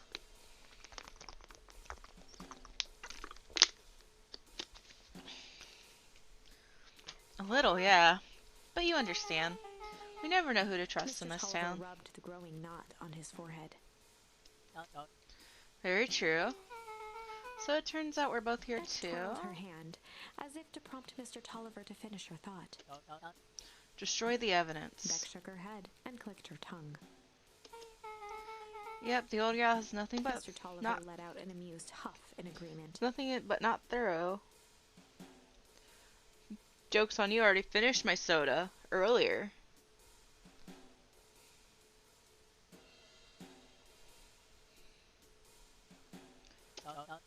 She sure is. Can't blame her, though. If anyone were to find out we were going to destroy the stores, well, we both know how bad that might be. No one will know anything once I finish cleaning things Beck was on a down roll here. now, playing Mr. Tolliver like a fiddle.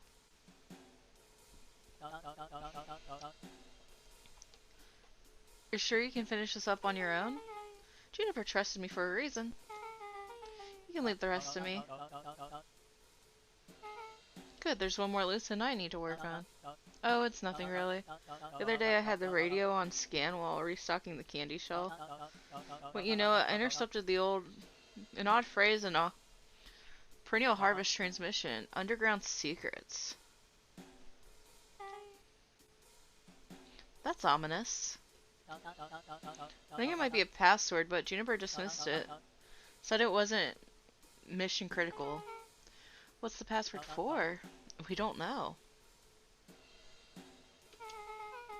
So I have a password and nowhere to put it?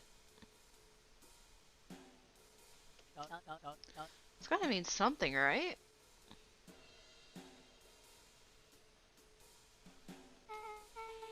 Good thinking. You should probably work that out. I've got this under control.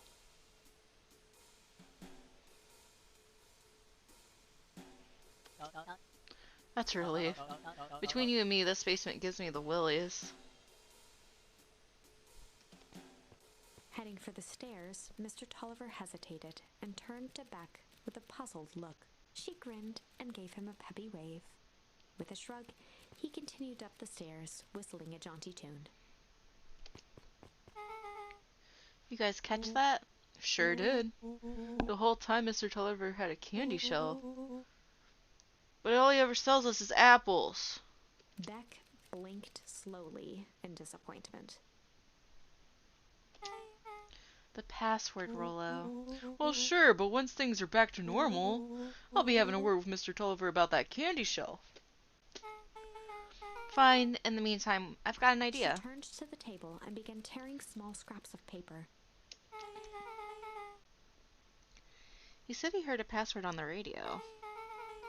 Any good spy transmission is never what Beck it seems. marked each scrap of paper and leaned back. Squid. We just need to find the hidden meaning.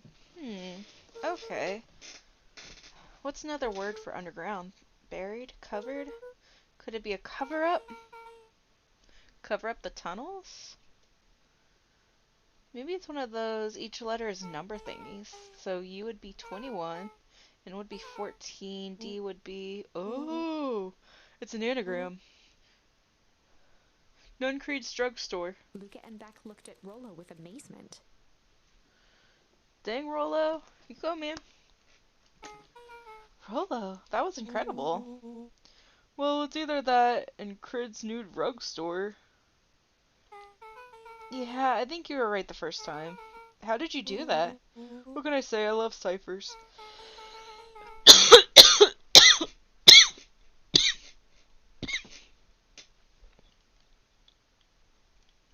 Well, I guess we know where to go next. Let's go, guys! Uh-oh. Mrs. Fratelli? You've scared me half to death. Sorry. You kids haven't seen Mr. Tolliver around, have you? No? He's got me waiting around with the last slice of pie. I swear that man would be late to his own funeral.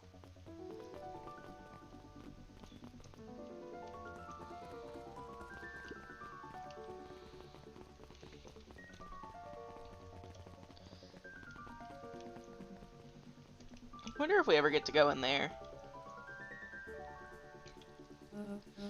You're late, Augustus.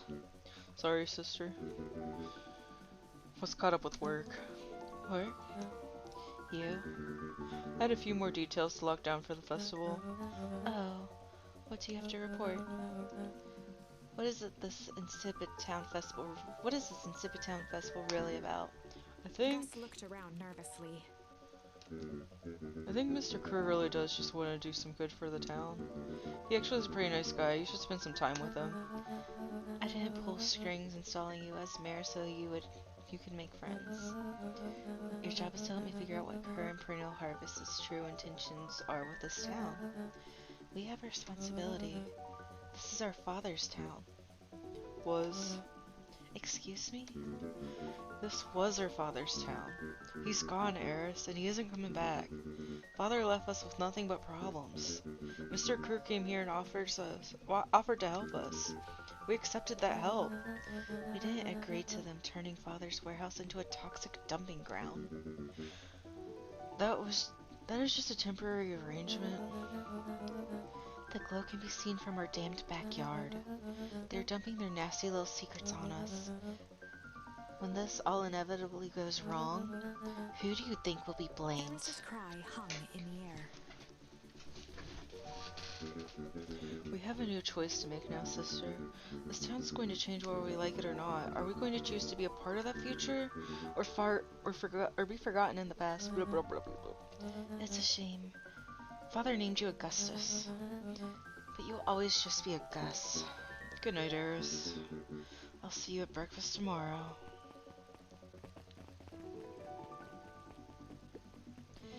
It's getting late, children. What are you reading about today, ma'am? Can't remember your name. Knowledge, he spat with a sneer. There exists a gulf between knowing something and being able to do a damn thing about it. Humph. I do hate it when the villain makes a good point. Same.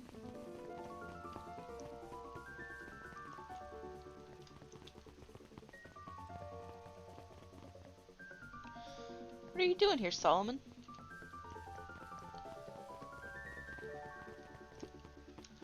You don't think Solomon At the entrance to the drugstore, is the leader, do you? holding a brown bag overflowing with black licorice. Ew. Hey, Solomon. We're looking for Mr. Nuncreed. Is he still in there? I'm afraid not. Then where'd you get that candy from? You might say we have an Solomon arrangement. shoveled a surprising amount of licorice into his mouth. Sometimes it's the small pleasures in life. Though we might not always have family to rely on, licorice has never let me down. Well, I can't say licorice would be my first choice, but whatever floats your boat. You can tell a lot about a person by their choice of confection. Oh, yeah, I guess.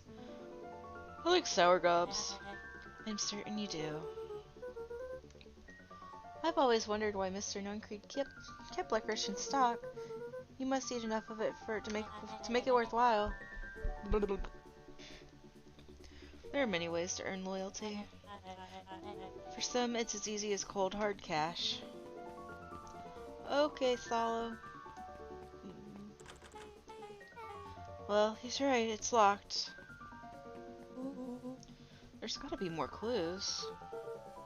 Okay, let's see. I'm thinking it's the phone booth because he pushed us in there before, yeah.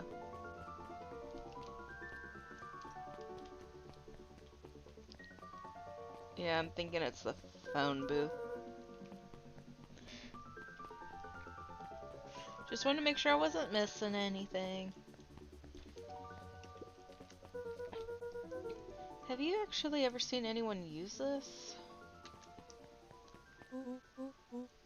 Besides Mr. Nuncreed? No. Beck cupped her hands on the glass to peek inside.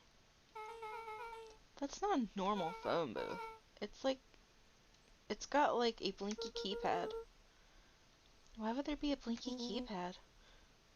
Kryn's new drugstore! Underground secrets! The password! Beck flung open the door, and they all squeezed in.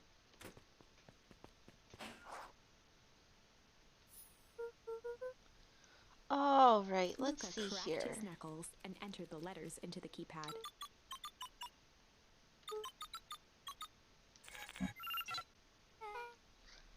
Sounds like that did something.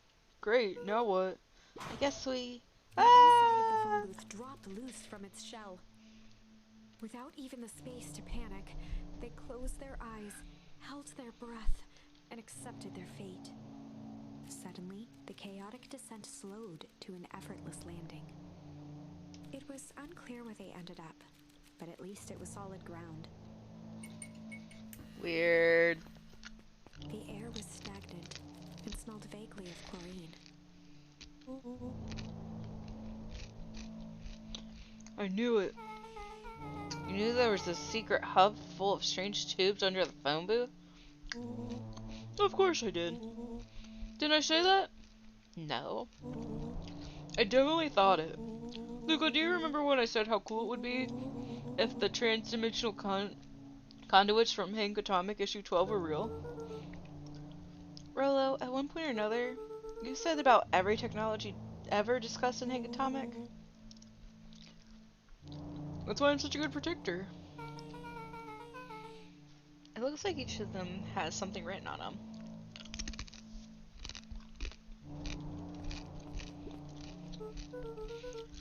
This suit has a broken mask. So, have we found our mystery warehouse creeper? I think we've at least found their hazmat suit. If it walks like a Nuncreed and talks like a Nuncreed, let's not jump to conclusions. Just saying.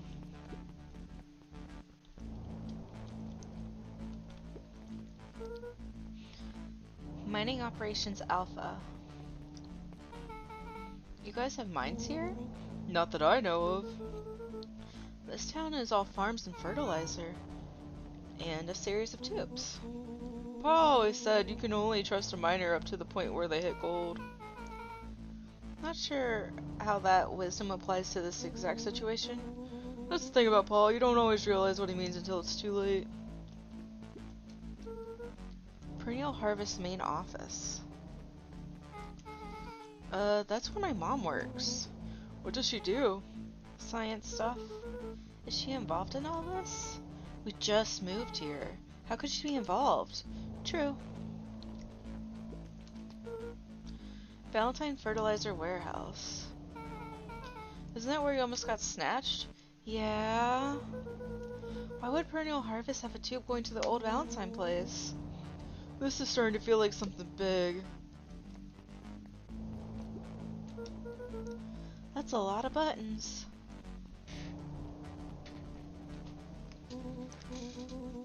Bye, have fun at work. Rolo's hands hovered over the field of blinking buttons. Eeny, meeny, miny. Uh-oh. Rolo, what did you do? Nothing. I didn't even mow yet. What was that? Hide. Where? There's nothing but weird tubes down here. Just get back. Shit. Shit. Shit. Awesome.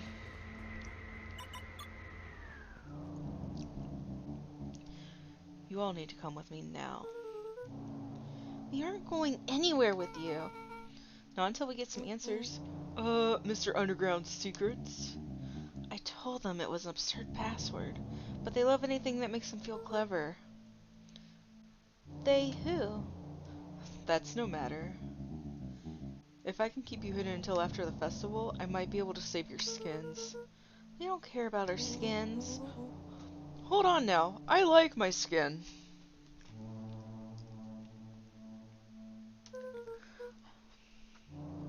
Which one? I don't know. She just got this job and they just moved there, so I don't know if it would be her or not. I could see it being her other mom, but I don't know if they would be the founder.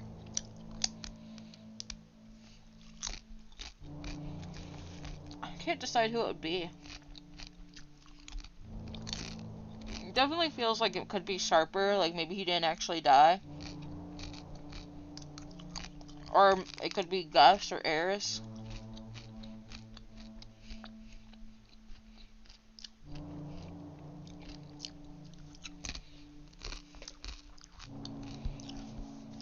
This all stops now, Mr. Nuncreed. Joseph waited for a moment in silence. You sound just like him. Who? Well, you don't get to talk about my dad. You know, your father and I were The friends back gesture before toward the strange tubes. all of this. That's a lie. It's true. I used to bounce you on my knee. What happened? Same thing that always happens. Reality, complications, life. We were a team, Walt and I. An idealistic doctor, a bright-eyed pharmacist. Both hell-bent on helping folks. So you were his sidekick? No. We were partners. He helped the patients and I helped him. Yep, total sidekick. Nuncreed let out a growl of a sigh. It really could be. Luke, I need you to know this. I need someone to know this. One day, Sharper Valentine came to us. He says he's got an opportunity. He'd found something he didn't quite understand, and he was willing to pay us both handsomely to help him understand it. And my dad said no. Your father and I both believed in helping people, but the thing I could never get him to understand was, it's a lot easier to help others if you help yourself now and then. Classic sidekick into villain plotline. Walt loved being righteous, almost more than he loved his family. He was wrong about one thing, though. When he begged me not to take Valentine's offer, he said, Joseph, if a person says yes one time to Sharper Valentine, he'll make sure they keep on saying yes to him until one day he's dead and gone. He shook his head. Until the day he's dead and gone. Excuse me. Sharper's long gone, but he's still got me saying yes. Is there a point to this sob story? Not really, no. Just an old man trying to delay what needs doing. took a menacing step towards the children. I tried to keep you safe. I tried to keep you and Juniper out of this. But you forced my Luca hand. began to laugh. What? You really don't know? My Grant isn't out of this. She's been scheming right under your nose. Juniper? Seems like she's planning on crashing the town's party. She's going to disrupt the festival? Why would she? Color drained from Nuncreed's face. How does she know? Apparently she knows a lot of things. What? Let's just say this isn't the only underground lair we busted into today. And honestly, hers is way cooler. She's got maps and explosive and bad intentions, big man. Nuncreed grabbed Luca by the shoulders. His eyes were frantic. You need to tell me what she's going to do right now. She doesn't understand what it is she's messing with. Tell me now. She's in danger, boy. I don't know. She had a map with a mark on the fountain in town square. The fountain, but why would... A jolt of realization struck Mr. Nuncreed. She knows about the source? What the heck is the source? If she tries to destroy the source, it could catalyze... And... Dear God, she's going to freeze us all.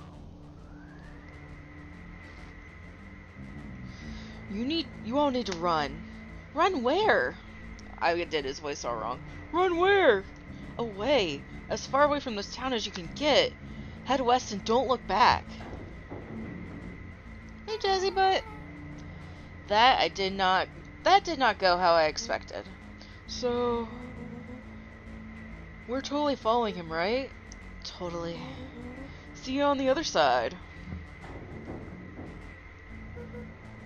You good? Yeah. I love this town. Chapter 8. The Cold, Hard Truth.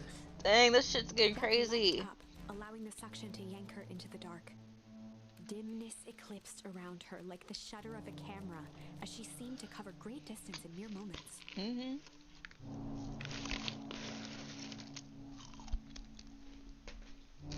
Her only points of reference were glints of upcoming turns, which approached with frightening speed, only to carom her gracefully along. She heard the tinny, distant echoes of Rollo's glee. Once she stopped fighting against it, the ride was impossibly smooth. Then, all of a sudden, as if minutes had passed in an instant, light blazed into view. A burst of wintry air snapped across her face, and she was flung out into the cold. Now we know what that is.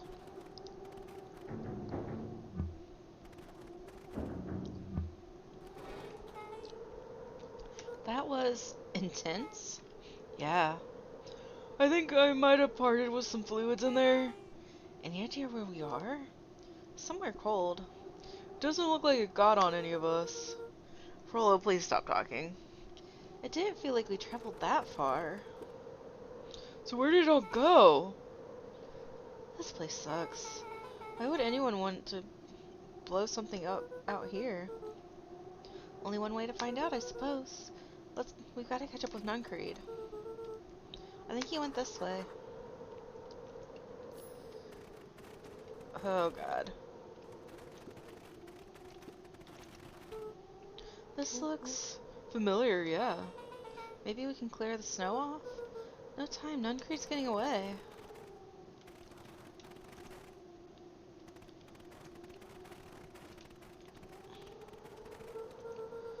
Okay, this is starting to feel really familiar. I may not be the most well versed in all things Beacon Pines, but this does look like some sort of frozen Revclav town. I got it. It's so obvious now. Mr. Nuncreed is an alien. Rollo, stick with me here.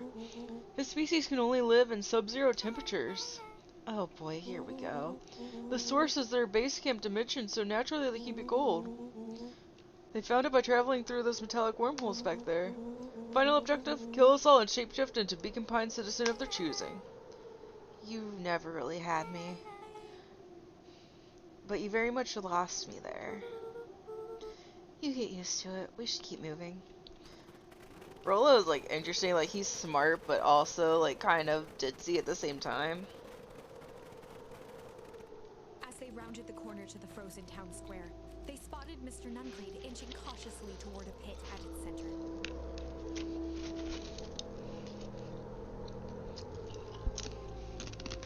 He held his arms out gingerly, as if approaching a beast in the wild. Upon closing the distance, Luca recognized what Nuncreed was after. Gran stood confidently at the edge, one arm outstretched over the abyss nearby. A wheelbarrow had been emptied out. She held a lit torch, which flickered in the bitter wind.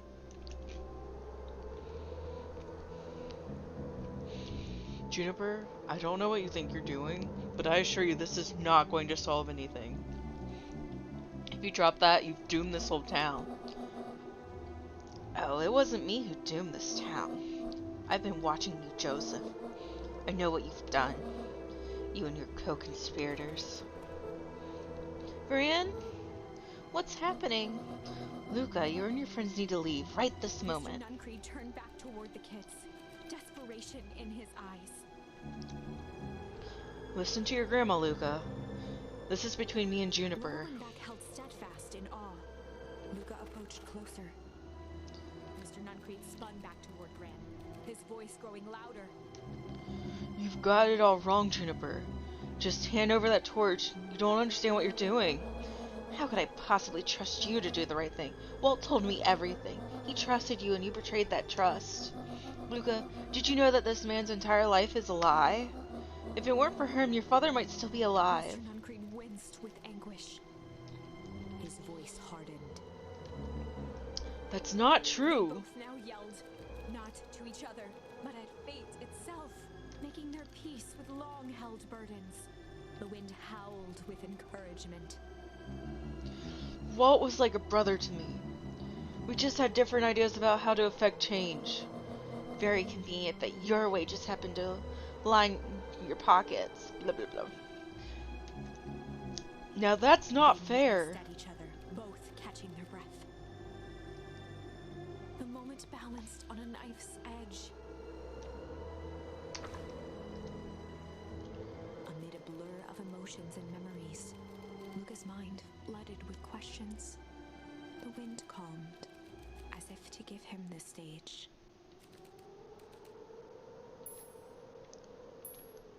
Oh, do we weep or do we hum?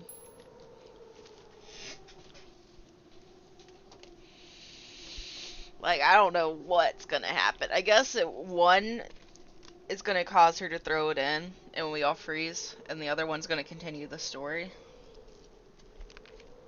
Or maybe both continue the story in some way and then there's another end somewhere else.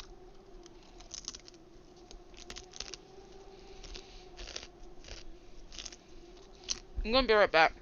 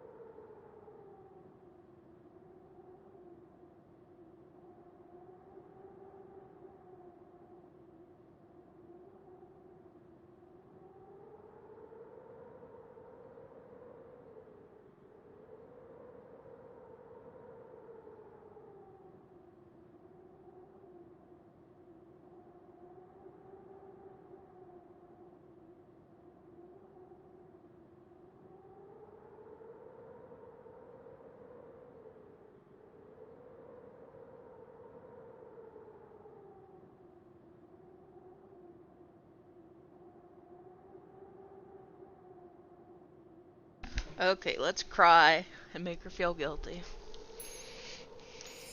And in the stillness, he began to weep. It was all just too much. Falling to his knees, Luca whimpered softly. The tears crystallized as they hit the snow. Ooh. It's cold. Gran stared at Luca for a moment with warm sympathy, remembering why this was all necessary. This'll all make sense soon, Luca. Then everything can go back to normal. I promise. She stiffened up and brandished the torch at Mr. Nuncreed. You can't hide behind those people any longer, Joseph. Once their precious source is destroyed, we'll see where their loyalties fall. Juniper, don't. Ignoring his final plea, Gran flung the torch into the deep darkness. Well, this was a short one. She smiled and exhaled in relief.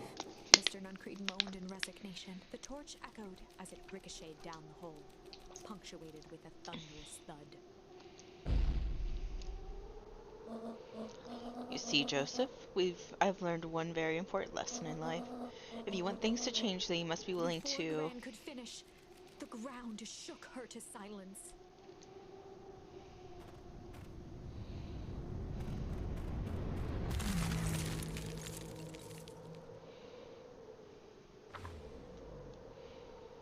Gran only had time to spin around and run to Luca. Her attempt to shield him, an honorable but trifling act. Unflinching love, pitted against an unthinking horror. There was no contest. Her warm embrace froze in an instant. That is where they remain, fixed in place, forever. And so, our story ends on this melancholy scene. She was not convinced that they would actually all In a freeze to town death. brought low by its secrets sits the frozen statues of a misguided band of meddlers. The end. Well, that was dire. On the bright side, we finally figured out where all the ice is coming from. Yes, we did. Now, we just need to find a way to deal with a mystic, unfathomable force of nature. Fire and ice. Okay, let's hum at her, I guess. Because I don't think I have anything else to go here yet. That's the one where he threw me into the phone booth, actually.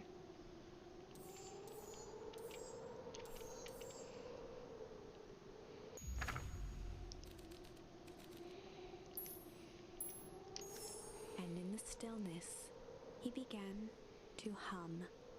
After the death of his father, Luca had trouble sleeping. Each night, his mother would sit at the foot of his bed and hum a gentle melody. It was the only thing that could calm his mind. The only thing that, however briefly, could make it all seem okay. That melody pervaded every memory Luca had of his mother. Shivering in the raw snow, he began to hum it out loud.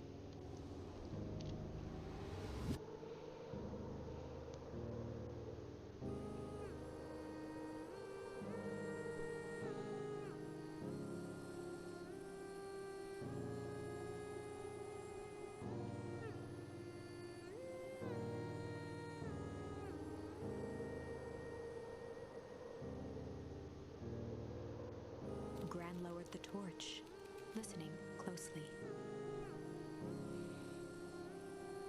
As recognition slowly set in, her heart sank.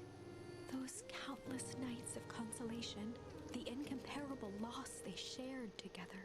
She let the torch fall to the snow and sizzle out.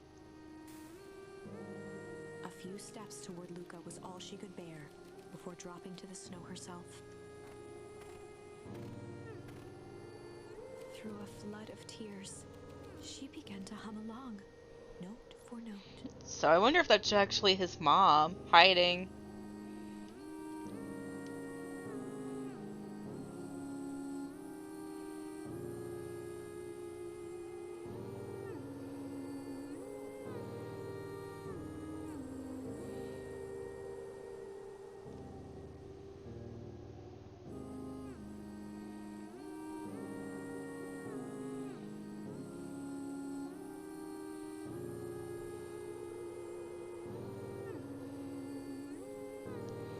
Unless it was a song his mom learned from her mother, but I don't know.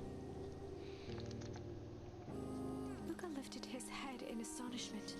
The last time he heard that melody was the last night he saw his mother. How do you know? I'm so sorry. Oh man, it's getting to me a little bit. I'm so sorry, my little buckaroo. Buckaroo? The only people who call me that are my mom, my dad, and your mother. Luca blinked through blurry, watery eyes, trying to see more clearly. He could just make out the impression of a familiar face. He peered across the snowscape at the woman on her knees. Something about her was undeniably his mother. You've been living with her for months and you didn't realize? Older, changed. Mom? That's right, Buckaroo. Mom! Luca sprinted as fast as he So I could wonder toward if his she mother. actually... Oh! She touched the goo and got aged. They held each other close, and the cold retreated from their bodies. Eleanor? I thought you were gone. You should have known I would never abandon Eleanor my looked down son. at Luca, tightening her embrace in an appeal for forgiveness. How? You're a smart man, Joseph. I thought you'd have pieced it together by now. You were exposed. Mom, I don't understand any of this. I know. What happened to you? Where did you go? Why did you leave me? I never left you. I was always right here, Luca. Why did you lie to me? It tore me up, Luca, but I did it to keep you safe.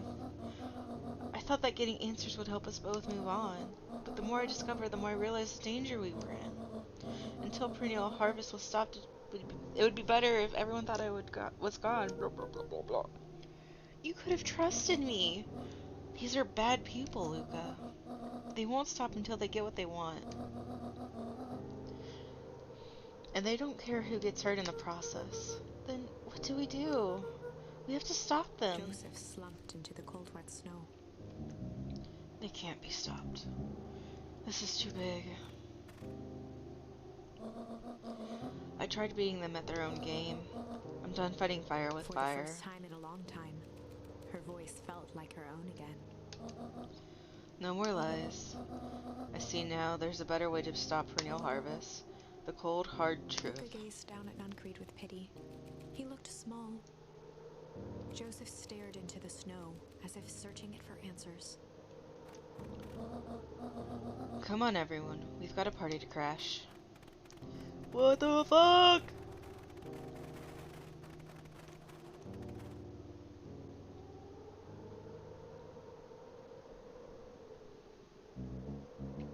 You don't understand. He always wins. Chapter 9. The Devil You Know. 7 months ago, Oh. Eleanor Van Horn crept down the maze of sterile hallways under perennial harvest. She stopped in front of the large steel door marked Deep Engineering. No turning back now. She raised a trembling hand. The stolen keycard worked as promised, and the door buzzed open with mechanical efficiency. She was immediately hit with the smell of disinfectant. It was some sort of laboratory. In one corner was a desk covered in papers. Across the room stood a tall metal pod with hoses protruding from its base. She rushed to the desk and began shifting through the piles of papers. They were experiment reports on something called Tempus Liquamen. There were dozens of them. Every one stamped failed. Eleanor heard the sharp echo of footsteps approaching. She was out of time. Her eyes scanned the room, eventually landing on the strange pod. Muttering a curse under her breath, she dashed up. She dashed over and dove inside. And that's what change is all about.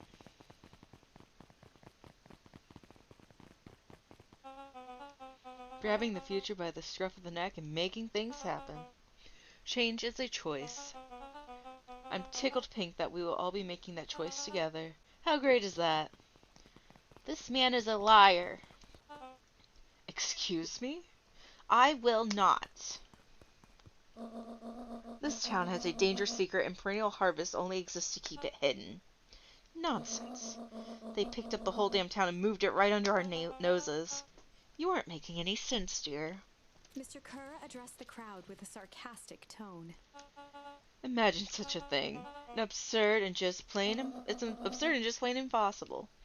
They promised they could fix the foul harvest. They told us they would clean this place up. We just had to leave town for a few days. Oh. I forgot about that part. They did leave town for a few days. But while they had us evacuated, Miss Hertford, I'm afraid I'm going to have to ask you to... You're afraid of a lot of things, aren't you?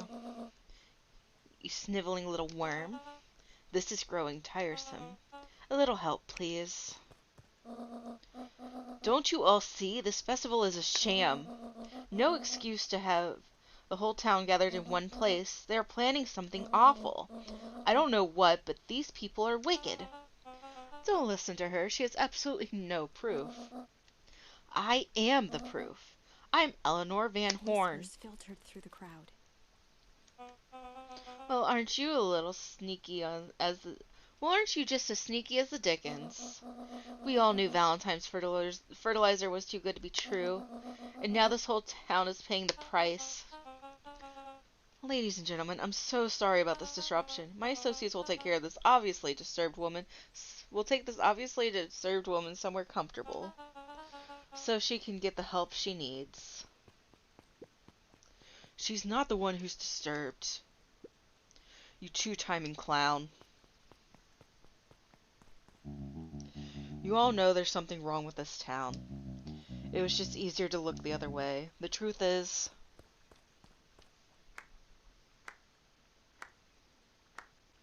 Solomon.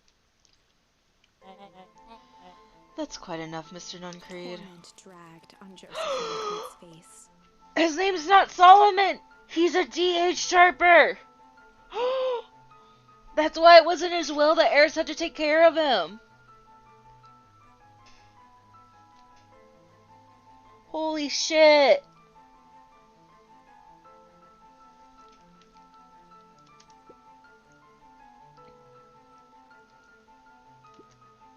Yes, sir.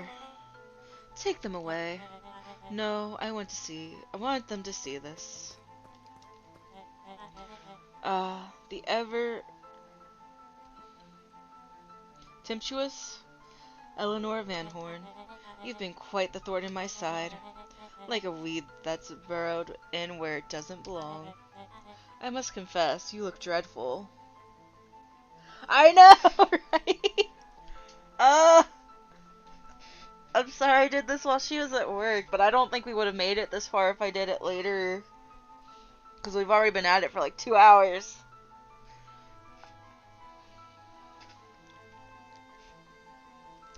I must confess, you look He paused dreadful. for a moment, plucking a piece of fuzz from his sweater and discarding it to the ground. Consider yourself in... Did I say? What if it was Solomon?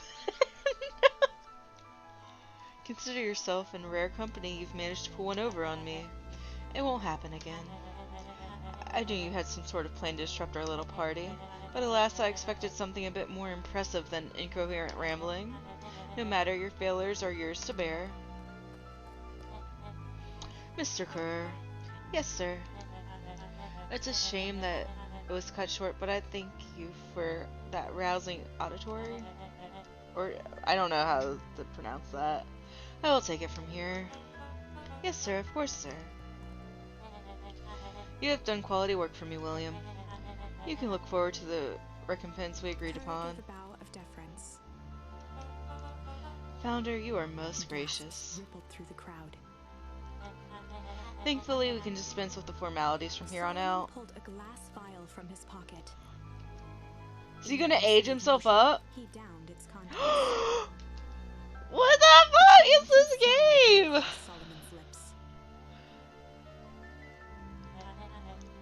You can all call me Sharper Valentine. His body and face began to contort and expand as he disappeared into a belching green mist.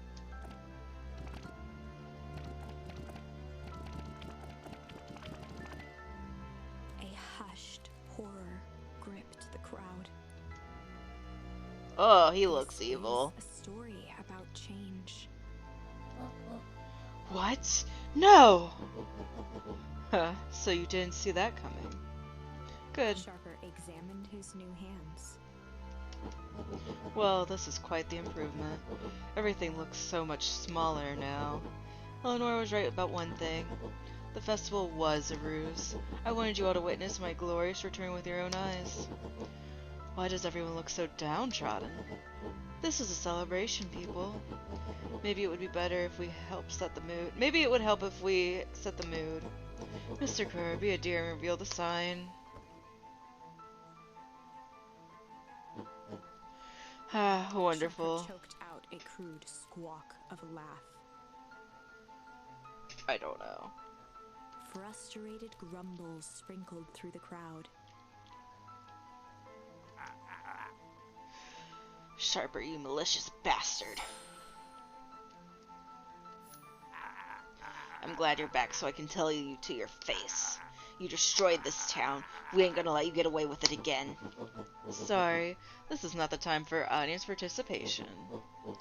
Some assistance, Mr. Kerr. William Kerr gave a subtle nod to the clipboards. You coward. Does anyone else have something to contribute? A helpless quiet settled over the crowd. There's literally like 20 of you versus one of him. I think you could take him. I thought so. Did you all truly believe you could be free of me? A town of complete and utter fools. You people should be celebrating my return. You're clearly lost without me.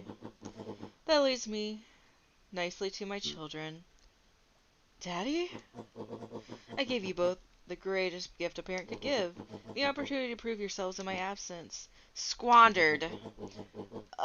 I love Gus. He doesn't deserve this. To say I'm disappointed would be an understatement, but Silence, Augustus, an adult is speaking. I don't know which is worse, a son who is completely hopeless, or a daughter with such potential who inevitably lets me down. Ere she fail me with admirable consistency. Thankfully, I was counting on it this time. Father, I have been wasting my time, dear. What have you accomplished? I was focused on cementing our legacy. Legacy? I think they both did. Who needs a legacy when you can just live forever? But what about... That's right. It's all right, kiddo. I'm afraid you suffer. I'm afraid you suffer from a complete lack of imagination. There's just no helping it. Now then, where's Joseph? You didn't take an opportunity to slip off, did you? Ah, there he is. Everyone should give him a hand. None of this would have been possible without Joseph. I think you said enough. Nonsense, the people deserve to know how helpful and loyal you've been. I only did what I did because he left me no choice. You always had a choice, Joseph. You were simply too weak to take it. No matter, cheer up. You're about to be rich beyond your wildest dreams. You should know Mr. Kerr. You should follow Mr. Kerr's example. When I found him, he was in a sorrier state than any of you. An aging actor desperate to recapture his youth. He played his part, and soon he'll be able to play the leading man again. Forever, in fact, if he remains loyal. That goes for all of you. Well, those who haven't already filtered away my goodwill. Beacon Pines is mine again, and I am willing to share its spoils in exchange for absolute loyalty. Are you saying William Kerr was never in charge of perennial harvests? Ha! You think that puffed up Blathers, whatever's, skite could have accomplished all this? Don, I suppose it's time for your big Sharper exclusive. addressed the crowd with indignant pride. He'd planned this moment for so long that now, at the deed's fruition, it almost felt frivolous. You see, I needed a figurehead to hold things down while I orchestrated my return. Someone to misdirect, lie, and bike? Bilk? I don't know. Bilk this town for a spell. So I invented William Kerr. Take your bow, you've earned Mr. it. Kerr flourished a preposterously elaborate bow.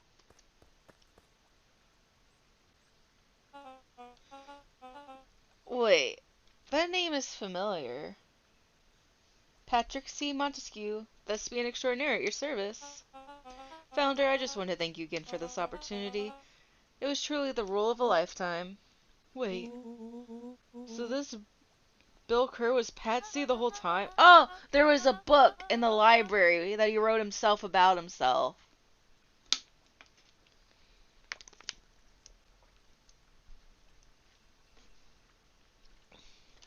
Now that your secret's out in the open, what's to stop this town from rising up against you? No, that's the delicious part. Fear. Thanks to our clipboards, I know that each and every person in this town... I know what each and... Oh. Thanks to our clipboards, I know what each and every person in this town fears most. And I will make those fears manifest for anyone who steps out of line. The choice is simple. I'm not afraid of you. Heh, the young hero. I've kept a keen eye on you, boy. You and your friends made a habit of disturbing my plans. What a pity. If things would have gone a bit differently, you might have had your moment of triumph. But that's fate for you. You can't do this. Oh, but I can. I have won. Never underestimate what a great man can do given time. And now time is my plaything. Perhaps the most expensive thing I've ever bought. But well worth it. Heh. Sharper coughed up one final laugh and cracked his knuckles. Enough chit-chat, let's get to work, shall we? And so, Sharper set about remaking the town in his own image. The Damn. fertilizer factory soon reopened for business. Sales rose steadily as more and more farmers across the countryside began to swear by its miraculous properties. Beacon Pines became famous, a secretive town that, for the right price, shared its gifts with all. Gifts that became more and more necessary in a world where winters grew longer and longer. The end. This is Oh, wrong, so they're but using the source to, like, things force are people into becoming needing clearer it. now. You can feel it, right? We can't let Sharper win. He might just be the key to this whole thing. Let's see. Dang. So I'm thinking instead of shame, we can choose malice now. Yeah. That, yeah, that's the only thing we've got on this one. There's going to be another one here. That might lead... I don't know if that'll lead to the end, but it'll definitely lead to something interesting. I wonder if there's two ends, and that's why there's still two continuous, like, branches going.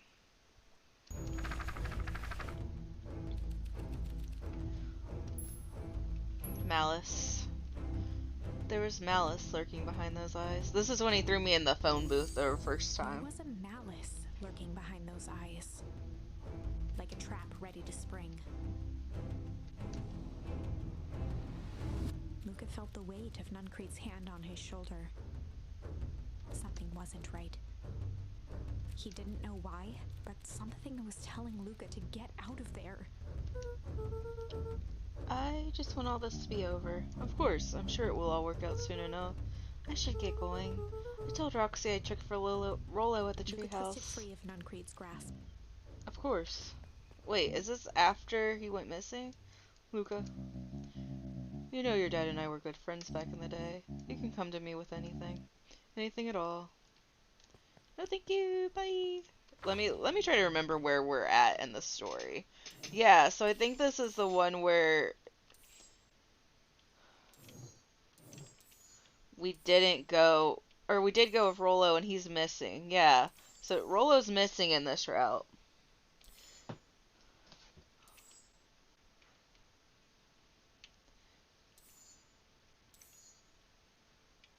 And we have met Beck and she's trying to help us find him.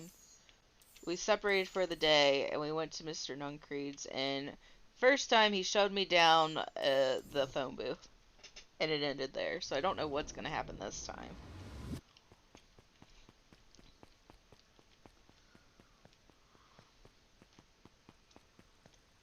Oh, I don't trust you.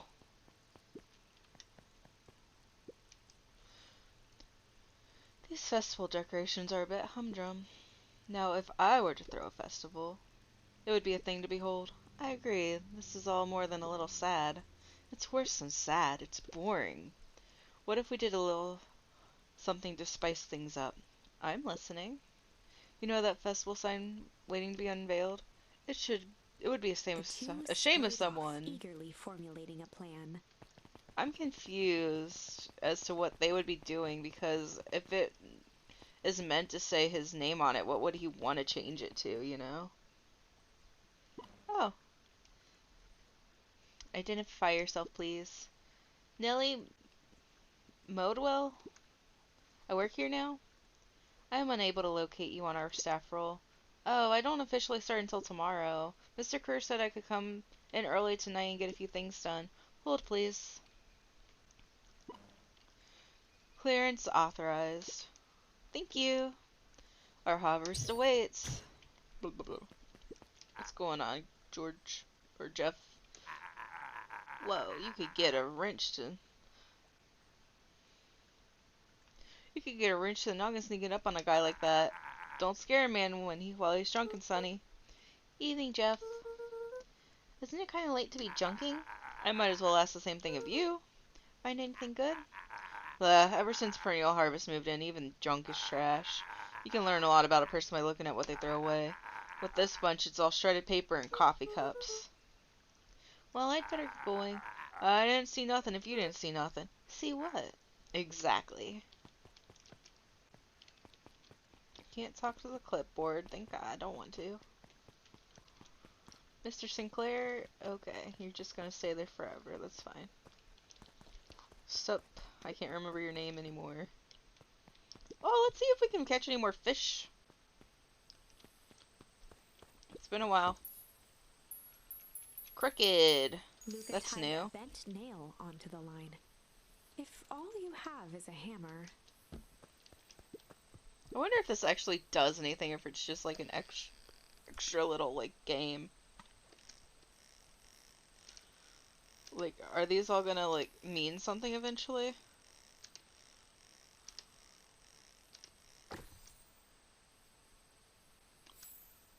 That looked like a photo. Oh. It's a photo of you and Uncle Joseph. Let me see that. Oh, look at those two young fools. How did it end up in the bottom of the pond? Who can say? Some things are just hard to explain. I miss Uncle Joseph. How come he doesn't come fishing with us anymore? He's busy with his new job at Valentine's. What's the new job got to do with him fishing with us? It's complicated. Like I said, some things are hard to explain. Oh, so that's all the items. So we caught everything. I wonder if I can talk to him more. Like, I've never really tried talking to him again. Hey, Jetson. Have you seen Rollo come this way by any chance? Afraid not.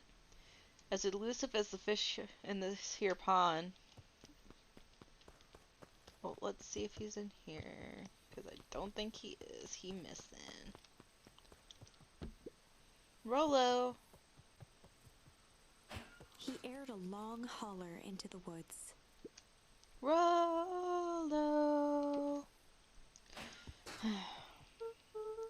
Rollo, wherever you are, I hope you're Luca okay. felt his eyes getting heavy and plopped into the beanbag. He conceded to its lumpy embrace.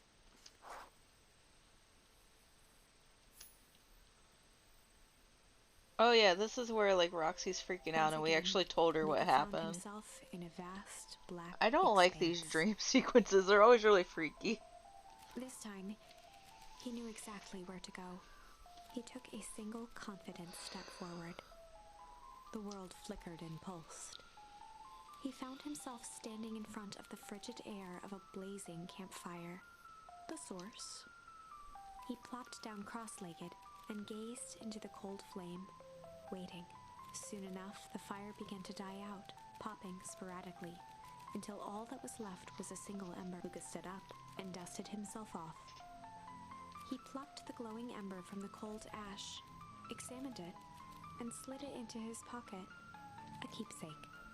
The voice of his father spoke behind him. "You made me proud, Buckaroo." Luca turned to face him. "Dad, what is this place?" A warm grin grew across his father's face. "A place where everything that has been and everything that could be all wait together." Luca found himself staring at his father's face, trying as hard as he could to memorize every single detail. Wait? For what? Another voice spoke out as Luca's doppelganger stepped forward. "That's up to you." Without knowing why, Luca began to weep. Is any of this real? Are you real?" Luca's father bent down to smudge away a tear. "Of course. I'm as real as the part of you that misses me." Luca turned to look at the older version of himself. "And you?" The doppelganger choked back tears. "I'm as real as the part of you that's angry he's gone." Does that make sense? Through his tears, Luca laughed. "I think so." His father pulled him in for an embrace. "Time to go, Buckaroo." Luca was startled from his dream. Are you in there? A commanding voice rumbled from below. Roxy? Just as Luca sprang to lock the entry hatch, the door... Chapter 5. Dangers big and small. Luca stumbled back. He heard the rope ladder creak under. Keeping his eyes fixed on the hatch, he inched backward to the balcony. As his hand grasped the door handle, Luca froze. A large figure clumsily wriggled up through the Is hole. it Mr. Nuncreed? Oh no. Okay. Oh. What? What? What? Stop right there. We're all... Sheesh, I know it's dark and all, but I figured you'd recognize me. Who are The you? large figure cocked its head inquisitively. Oh, he's so cute still, though. Stop now or I'll clobber you with a baseball bat. Whoa, whoa, whoa, take it easy. Luca, you need to get your eyes checked. It's me, Rollo. Nice try, buddy. No, you weren't Rollo. You're like one of his random uncles or something. Where is he? Uncle? Luca, quit messing around. It's me. If it's really you, prove it. Flamin' chicken coop, Luca. Luca's jaw dropped. Which we learned was actually caused by Iggy. He peered more closely at the man standing in front of him. Something about him was undeniably Rollo. Yes, it is. Only bigger, older, changed. This is a story about change. How? What happened to you? When I was running away, I ran into more people in those yellow suits. They grabbed me and dragged me away. What? Where did they take you? Oh no, they threw a bag over my head. It was cold and smelled like a swimming pool. I think it was an underground lab or something. They made my hands all big. Look. Rollo proudly presented his hands to Luca. Pretty sweet, right? I mean, it wouldn't be my first pick for a superpower, but beggars can't be choosers. Rollo, it wasn't just your hands. My feet, too? Dang, Pa just made me new shoes. Wait, Luca, why are you so Luca moved to small? the side and pointed Rollo to his reflection in the balcony window. His hands shot up to his face. Holy Toledo! Rollo, what did they do to you? They made me drink some sort of green crud. Ew. Actually, it wasn't too bad. It kind of tasted like licorice. I wonder if that's like something that they need for that. Yeah. He don't got no mirror. Rollo don't got a mirror on command. Look at him. He's a big doofus. I passed out and woke up like this, and then I sorta smashed open my cage and escaped. Whoa, you smashed open a cage? Kinda. At least I think I did. It's all a bit of a blur. They had you in a cage? Who are these people? I don't know who did this to you, but we're gonna fix it. Fix it? This is awesome! Well, I'm just glad you're safe now. Luca, you don't need to worry about me. Sure, I got snatched, but look at it this way. I got snatched, and I know where snatched people go. We might finally have a lead on what happened to your family. Maybe you're right, but this seems dangerous. Danger, huh? Rollo shadowboxed a few jabs. I like how fluffy their ears are. I just want to like mention that while I'm thinking about it. I'll take them all on. Oh, this is the one where she got some on her hair. Okay. Hey fellas, With what's a up? yelp, Rollo dove behind Luca. Oh! Did I come at a bad time? Who the heck are you? This is Beck. Sorry, something truly bizarre happened and I need help. I didn't know where else to go. So you're just hanging out here with your large adult friend? No, this is my buddy Rollo. This is your missing friend? One and same. He seems a little old. I'll have you know this is a recent development. What the heck does that mean? Oh, I'm sorry, you're the one who just showed up out of nowhere, so we'll be asking the questions here. That's fair. How did you find us? Your silly little treehouse? I think you mean our silly little mission control. I hate to break it to you, but your secret path isn't so secret. And I could hear your racket from a mile away. See, Luca, this is why we need to improve security around here. Not now, Rollo. Beck, you said something bizarre happened? Yeah, but... She shot a nervous glance at Rollo. Anything you can say around me, you can say around Rollo. This has been a weird day all around, hasn't it? Yep. Beck's eyes narrowed. Okay, so it all started when I made it back home. First order of business was to try to salvage my hair, so I dyed it with some stuff from my chemistry set my mom gave me. And it looks amazing. Okay, I just need to play it cool and hope no one notices. Notices what? Oh, nothing, I was just come over here, let me have a look. Oh, honey, what in the world did you do to your hair? I just kind of felt like a change. This is going to take forever to grow out. You were the one who said change is a good thing, right? I was talking about your mother's new job. I was talking about us moving. Well, I guess I took your lesson to heart. Tried to put on a smile. Before I forget, I came up here to tell you that Nellie had to go into work. Tonight? Her and Mr. Kerr decided it'd be good for her to get some things done before tomorrow. That Kerr guy seems like a grade A creep. Beck. He is. Him and his weird cult of personality. You're not going to ruin this job for Nellie. It means too much for her. Oh, I know exactly how much it means to her. It means enough for her to exile her daughter to this podunk town. This place sucks. The people are weird. You just don't know them yet. It's always cold. We're in the mountains. You'll get used to it. I can't even pick up a single decent station on the radio. It's all banjo music and farm reports. I grew up in a town not that different from this one. Is that why you're better at talking to plants than people? Okay. So here's what we're gonna do. First of all, you're grounded. What?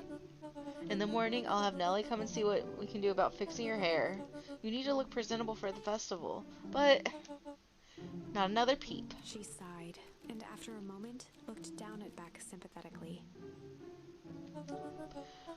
I know moving is hard, honey. But that doesn't mean you have to make yourself miserable all the time. Other people seem to have that covered for me. Oh, and if you decide to rebel by dyeing your hair more, She flashed a sly grin and tousled Beck's hair. I'll just shave it off for you. Think of how rebellious you'll look then. Very funny. Thank you. Good night, sweetie. Yeah, I know, right? Good night, Mom. Wait. First of all, this town does not suck. Second, you need help because you got grounded? No. I'm sorry you got in trouble. It's my fault your hair got screwed up in the first place. Don't worry about it. I actually kind of like this look. Great. Now can we get back to the story? This next part is the important bit. I had this radio I upgraded with my mom.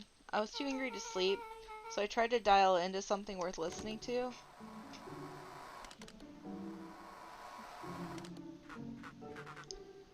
Mr. Kerr, are you there? Mr. Kerr? Yes, I'm busy. What is it? Apologies, I have the founder on the line. Patch him through immediately. One moment. Hello, sir. It's so nice to hear from you. Skip the pleasantries. What's your report on our new lead researcher of deep engineering? Nellie Modwell seems to be integrating nicely. At this very moment, she's working to help us meet our deadline. She offered to work overtime before I even had a chance to suggest it. Excellent. If you have faith that she's capable of finishing the work left by her predecessor, her work must be completed before the festival. Blah, blah, blah, blah, blah. I'll make sure she stays day and night until it's accomplished. Good. You know how I feel about loose ends. Yes, sir. Once she finishes the work, we need to make a determination regarding her long-term prospects in the company. Immediately, sir? I usually have more time to fully bring people into the fold. We are in the endgame, Bill. After your failures with Dr. Prescott, I can't afford to take any risk. Of course, sir. No loose ends, sir. Once she finishes the work, she'll either leave the office completely committed to perennial harvest, or she won't leave at all. Perfect. Sir, if I might suggest, maybe we should delay just for a bit. Oh? It's just we seem to be rushing to hit the festival deadline, and rushing into things has caused some issues in the past. I see. Please understand I just want what's best for you. I am eternally grateful for all that you've done for me. Bill, I'll make this very clear for you. I brought you in to make things run smoothly, not to have opinions. Of course, sir. Chin up, Bill. You're only a few days away from having everything you ever dreamed of. Yes, sir. Thank you, sir. Well, yeah. So we're just clear? Just so we're clear, when they said loose ends, they were talking about murder, right? Like actually killing someone? Capital murder? Rollo a quick elbow to the ribs. Who's this founder? I was hoping you guys would know. Nah, as far as I know, Kerr is the top banana at perennial harvest. He sounded scared of this founder guy. So we have an even topper banana in the field. What the hell is my mom caught up in? Has she talked about the job much? Mm-hmm. Not really. She said she was going to come in and continue to work of someone she respected. Luca, do you think the body at the warehouse was The person Beck's mom came to replace? That would make sense. Beck, it seems like Nellie's predecessor, got loose-ended. I'm getting that impression. So we need to get your mom out of there before the festival happens. That's 2 days away. Won't she just come home after work? The creep on the radio said they were gonna hold her until the end. So if she's not coming out, we gotta go in and get her. A large sheet of paper out of her pocket and slammed it on the floor. Maybe this'll help. You have blueprints? Well, it's just a welcome mat from my mom's PH orientation day. But this shows the layout.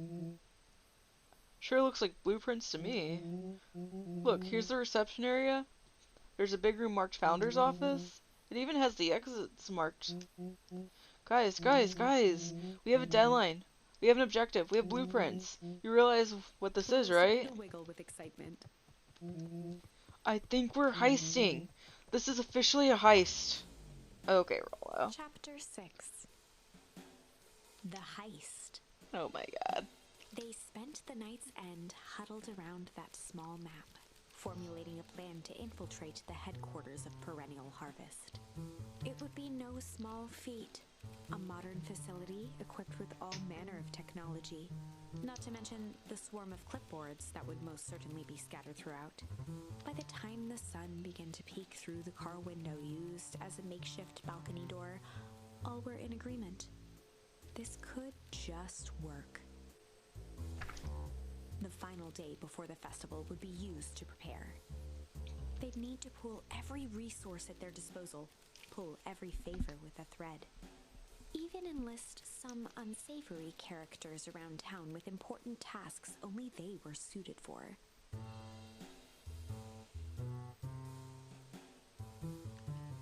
Luckily, there was enough ill will and mistrust toward Perennial Harvest that alliances could be found at a bargain.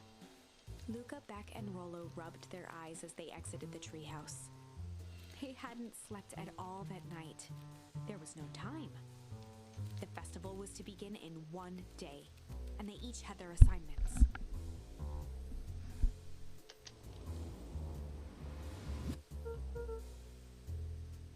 Alright, quick recap. Rollo, you're gonna talk to Roxy. Cordially. Without her and Fitz, this whole thing could be a bust. Me, Cordial is my middle name. And how do you plan to explain your new... at Rollo's sizable figure. circumstance? Well, she'll be happy. She'll be so happy I'm alive she won't notice. Giggle.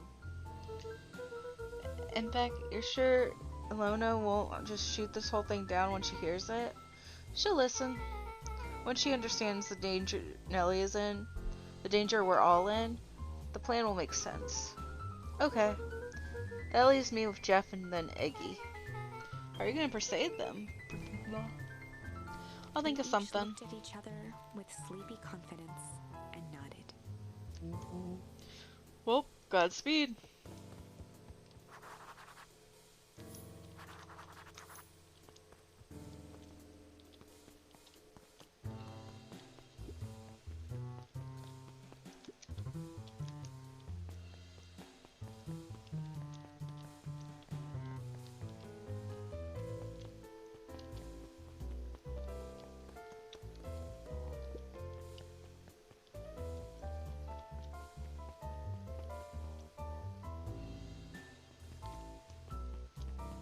Wait.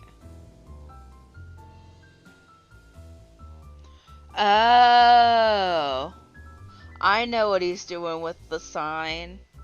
Perennial Harvest is an anagram for Sharper Valentine. That explains a lot.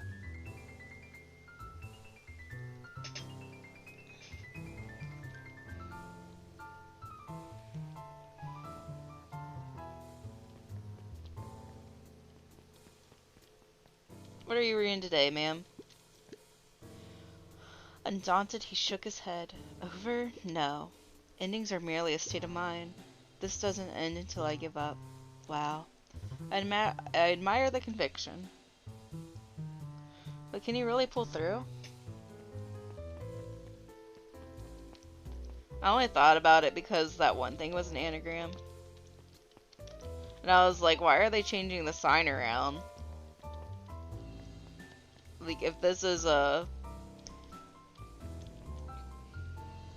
No, I was thinking about that earlier, because he's like, oh, let's change that sign around. I'm like, why would he want to change the sign around if the sign's for him? But then when I thought about, like, how that one thing was an anagram, I'm like, wait a second. And we were right next to the perennial harvest sign, and I'm like, wait a second.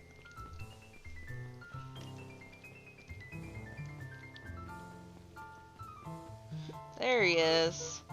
Hey, Jeff. What can I do for you? Well, I know how much you hate perennial harvest. Hate's a strong word. Oh, sorry, I didn't say it was the wrong word. Gotcha.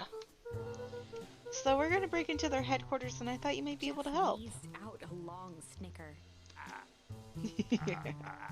You see, I knew you kids were alright. Great, so you'll help? And Jeff's face strained instantly. Not a chance. But give me one good reason why I should risk my hide doing and aiding and abetting you Into the rascals. sullen eyes of his would-be accomplice, Luca blurted out the first word that came to mind.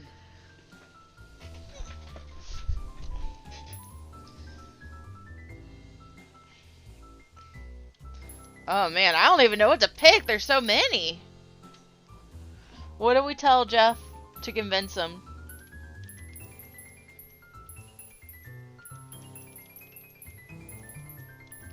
I'm thinking junk because they were just talking about junk.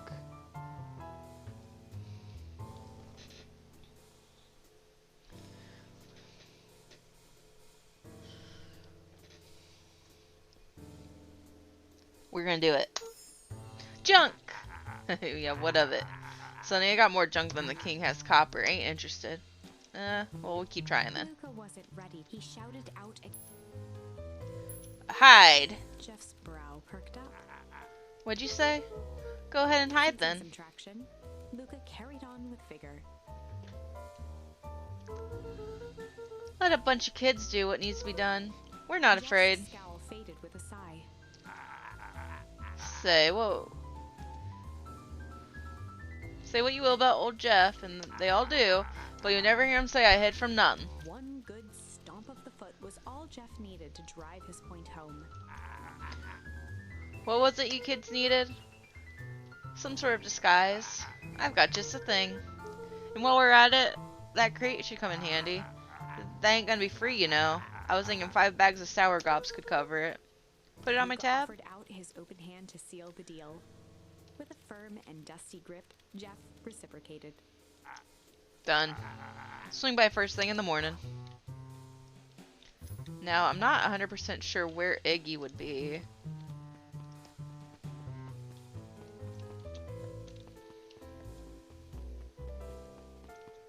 You don't think they would be in the library, would you? Didn't think so.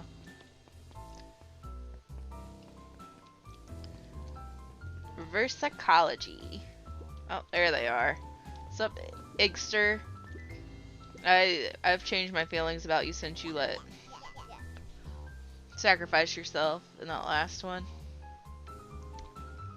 Hey Tish, look who it is. Luca, are you here to try to tickle us to death again? Look, just hear me out. He Blah, raised blah, an blah. eyebrow suspiciously. We're listening. Iggy, I know we've both been giant bags of shit to each Iggy other. gave a reluctant shrug. I'm sorry, I just like a giant bag of malice doesn't sound right. You're not wrong. But lately life has kind of been strange, hard, crooked. Man, there's so many options. I feel like strange.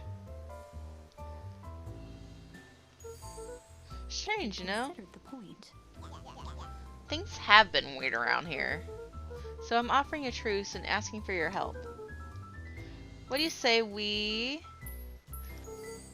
break our hostilities, at least for now? We do like breaking things, even if a truce means less breaking things. What if I told you there was a way to have a truce and break stuff? Go on. I need you to cause a distraction so I can sneak into Perennial Harvest Wild-eyed HQ. grin spread across Iggy's face. My, Luca Van Horn, I'm impressed. And after all this is done, maybe you and Tish can come hang out in the treehouse Iggy sometime? glanced over to Tish, who nodded in agreement. Fine. But not because we want to see your crappy treehouse. We just like to cause With a quick chaos. nod, Luca was off.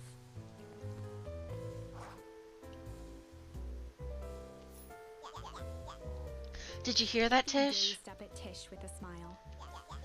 He invited us to hang out at the A sudden treehouse. tear ran down Tish's cheek. Oh, they're so sweet. I never expected this day to come. How wonderful. Oh, no. Ah, Chapter 7. oh, no. Into the Hive. A good heist requires preparation. And thorough preparation takes time. I Something we know. have precious little of. So far, everything was in order. Jeff, Iggy, and Tish all agreed to do their part. Beck radioed Luca that night with a simple and covert message. We are locked and loaded on my end. And Rollo, after a lengthy confession, managed to persuade Roxy and Fitz to help. He stowed away in mission control for the night to avoid attracting attention. Rollo, being uniquely suited for the role, would be the first to breach perennial harvest. The outfit provided by Jeff wasn't perfect, but a convincing disguise is 10% wardrobe, 90% confidence. And Rollo definitely has confidence. Rollo took a few vigorous breaths and shook out his arms. Just stay calm, Rollo. You can do this.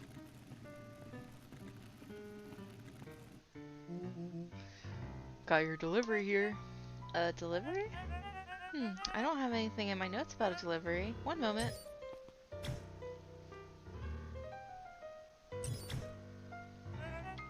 I'm so sorry, but there's no delivery scheduled for this morning. He Right. had to think quick. It's because it goes directly to the founder. He has to be kept Rollo secret. sighed, adjusting his tool belt. You know how the founder can be. I suppose we can leave this one off the records. Our harvest awaits and With a such. stroke of his mustache, Rollo proceeded into the Perennial Harvest headquarters. Our harvest awaits. Package for the founder. Oh, I didn't hear anything about... Yeah, this is on a need to mow vases kind of thing. I'll He just stammered check. and flipped through the page. This goes directly to the founder. I don't have time to fill you in. Oh, I see. If you could just complete Rollo this form. interrupted with urgency in his voice. Every time with the forms. Look, if you want to explain to the founder why I'm late, well, it's your funeral. I'm sorry. What did you say your name was again? Rollo I'm- panicked. Our harvest awaits! Sir? That's a restricted area. Excuse me, sir. Our harvest awaits! Yep. Suck on this perennial ham fist.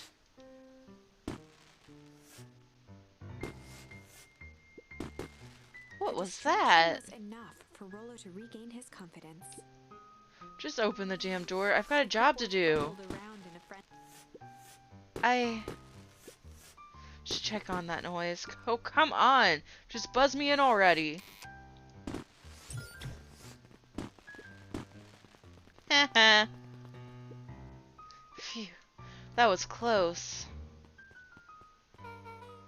Our harvest awaits? Hey, I figure when in doubt, stick with the classics. Well, that was a close one. But you pulled it off. Nice work, Rollo. Alright, everyone knows what to do? Yep, deep engineering is to the north. I'll go back in case you need some muscle.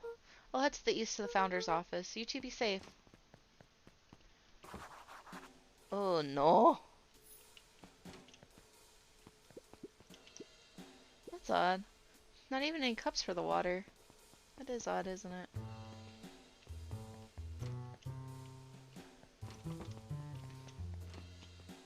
Oh no. It's a maze. Fake plant. Oh no. Solomon? Solomon stopped in his tracks. Luca?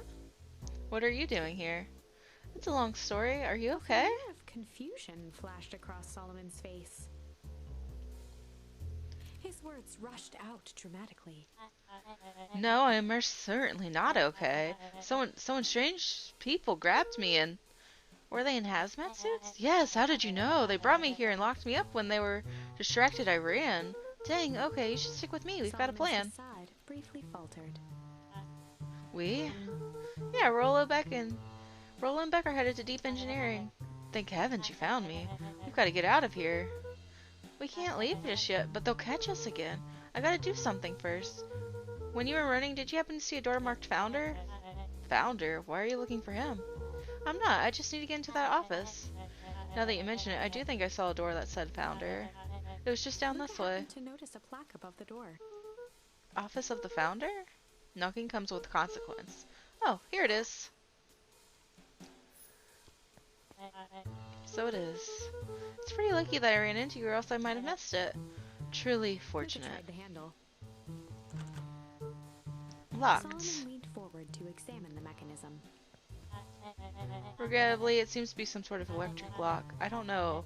I don't see how we could possibly defeat a lock like this. And looked at his watch. Let's just wait a minute.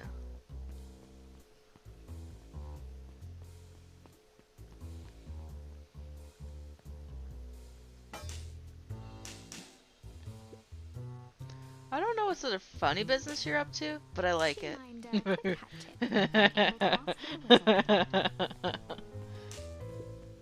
Howdy. The light on the keypad changed from red to green. How did you do that? It's good to have friends. Quick, let's go inside before someone spots us. Lucas switched on his walkie-talkie. Rolo, I'm in. As expected, there's a control panel. Great timing. We're stuck at a locked door marked 2461. We need you to get us through. What if someone catches us? We should get out of here. I'm not leaving my friend Solomon. On the computer screen, a green cursor blinked in a password field. Surely you don't have a way to get around the password. Luca pecked out his best guess. Underground secrets. The screen blinked to life. Columns of green numbers glowed on a black background. How did you just guess that? Oh, it's an absurd password Rolo heard when he was down here from before. It's funny how someone arrogant enough to call themselves a founder uses such a basic password. Or they were thinking several moves ahead, not expecting anyone to guess something so simple. These villain types are always end up outsmarting themselves. Solomon's jaw clenched into a half smile. Your powers of deduction are impressive as your luck. Quickly scanned the columns for number 24601. I like how we're just ruining Sharper's day. And he can't do anything about it, otherwise he blows his cover. Bingo bango! Doors open. Luca, you never fail to impress. What is that slippery lout even doing down here? We have a friend whose mom is in trouble. We're here to get her out. I see. Oh, Luca, I think we're close. The next door is marked 13806. Once again, Luca scrutinized Bingo the numbers on the bongo. screen. In that moment of distraction, Solomon reached forward and pressed a large red button. Maybe this one opens the lock. Crap, we've got company. Luca, must go faster. 1 second, I can't think with all this noise. Scanned the screen with his finger. Here it is. Go, go, go. Curse these fumbling hands. I'm sorry, Luca. Don't beat yourself up. I know you were just trying to help. I don't think he was.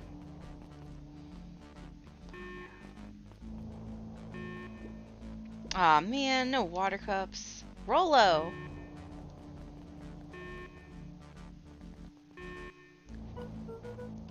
Rolo, are you okay? Rolo, come in.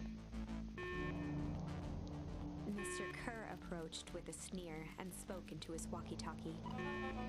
You can turn off the alarms, they're trapped. Satisfaction action, he called into the hallway. That, my dears, is a dead end. Nowhere to run. Rolo, where are you? Are you okay? Yeah, I think we lost him. Making our way back to Nellie's office. Oh, truly, truly thinking 2 steps ahead. Okay, you 2 rabble-rousers are coming with us. Nope. Make a break for it! Did that little shit just kick me? Don't just stand there, after them. She learned from the best. Okay, I think that worked. Roxy and Fitz have them on a wild goose chase. I'm having trouble following what just happened. Like I said, it's good to have friends. Rolo, how long do you think Roxy can distract them? How long can Roxy keep someone so pissed off they can't see straight? Let's just say we've got time. Entering Nellie's office now. Mom! Oh, honey, what did you do to your hair? I thought you'd be happy. I finally used the young chemist lab kit. You sure have a knack for making me incredibly proud in the most frustrating ways. We need to get you out of here. Who is your adult friend? Oh, I'm not an adult. Ever heard of a growth spurt? I had more of a growth spew. No, that's not possible. To examine his teeth. Substantial banding on the enamel of the molars consists with Tempest licamine. Oh, so she knows about it. Exposure. Is that what you call the gunk they forced me to drink? You drank it? Oh no. They told me it was only being tested on plants. Oh, Beck, sweetie, I promised I didn't know. Mom, what the hell is going on at this place? I was brought here to work on the discovery of a lifetime. A novel chemical compound that was discovered under Beacon Pines in a wellspring they called the Source. They named it Tempest Licamine. It pulls energy from its surroundings in order to fundamentally alter matter's relationship to time. It was the secret to Valentine's fertilizer. They harvest the source infusing small amounts of liquid Tempest Licamine into the product. It worked wonders, drastically accelerating plant growth. Crops would be ready to harvest in a fraction of the time, but it led to complications. The foul harvest. Perennial harvest came in to clean up the mess to succeed where Valentine failed. But Tempest Licamine is rebellious. Rebellious? You can think of it as an manifestation of change itself. It's volatile by its very nature. So the more you try to force it to do a specific thing, the more it resists, yes. I can relate to that. My role was to finish the work my predecessor, Dr. Prescott, harnessing Tempest Licamine to reliably manipulate an organism's age. Just imagine how many people we could feed. Mr. Kerr was very insistent that we achieve a successful result before today's festival. But you didn't, right? I know. You know how much I love a good puzzle. I poured myself into the problem. It wasn't long until I discovered oddities in Dr. Prescott's notes. Oddities? They contained obvious errors, mistakes that someone of his reputation would never make. So I fixed them and now I get to replace my entire wardrobe. I am really, truly sorry. Man, those clothes were all hand-me-downs anyway. It sounds like Dr. Prescott figured it out, got cold feet, and intentionally sabotaged his own work. I had considered the possibility. I've sent a letter asking him to clarify his thinking. Mom, Dr. Prescott is dead. Kerr had him killed. What? I overheard them talking about it on the radio. That's why we gotta get you out of here. Like now. Wait, the vial! I finally solved the chemical equation allowing direct control of aging. Mr. Kerr picked it up just before you came. All the more reason we gotta hightail it. Hey Paul, what's up, man? You go golfing this weekend? Luca, we've got Dr. Modwell. Modwell? I think it's Modwell? Heading your way now. Roger that, be careful. Alright, everything's on track. And what is your plan for escape? We'll go over everything when we get there. When they get here. In the meantime, maybe we can dig up some more information. Um, Malice. 80 proof. Hard drink for a hard man. Wow, even his alcohol is Solomon arrogant. muttered inaudibly. I should just smother you right now. What's that? I said I shouldn't bother you right now. Oh, don't be silly. You're no bother at all. How could someone so cute be so evil?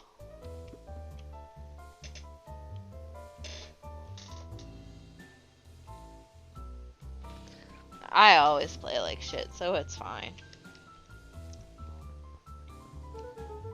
It looks like the founder was helping Kerr plan the festival. Why would such a secretive leader be obsessed with the party? Only time will Luca held tell. his hand up to the ashtray.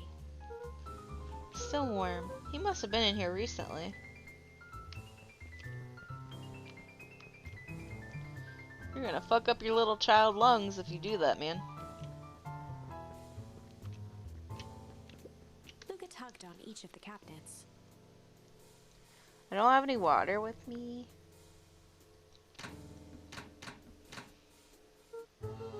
Dang, this must be the good stuff.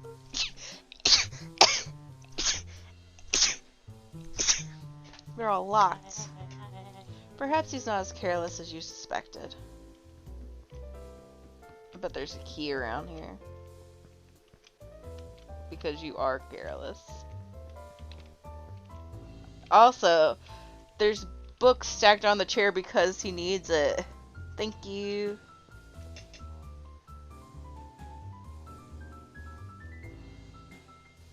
It's fine. This game is one where you have to be here for the whole thing to understand it anyway, and this is like the third stream.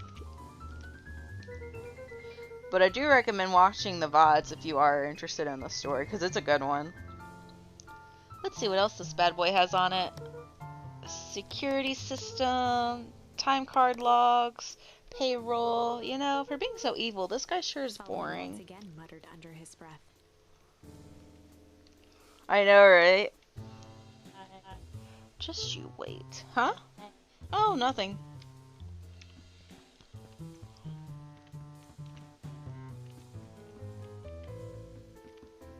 I want to look at the picture. Like, you don't think that's weird? You don't think it's weird that Gus has a bunch of, like, darts in his face? I'm really sorry you got dragged into this mess, Solomon. You don't need to worry about me. Well, I feel bad either way. We're gonna get you out of this, I promise. Quivering lip, a smile crawled across Solomon's face. They heard the trampling of frantic footsteps from the hallway. Lock it, lock it, lock it. Locked. That was close. When we left Nellie's office, it was swarming with clipboards. We barely got away. Did they follow you? I would say so. Rollo. Before we start tossing blame around, is it possible someone ordered a pizza? Pizza. We'd love to hear your thoughts. Definitely not pizza. What now? Don't look at me. I'm officially retiring from this heisting business. We're so sorry for the inconvenience. We just have a few quick questions. Just let me think. Can someone watch the door? Of course. Don't trust him. Don't trust him. Everyone else huddle up. Oops. I think this little caper has gone on long enough. Solomon, no! Hush, hush, child. The adults are speaking. Dr. Modwile, a brief reintroduction is in order. We've never met in person, but we have corresponded. You see, I was the one who hired you. Solomon, the pathetic orphan child. The powerful and enigmatic founder. Sharper, the fallen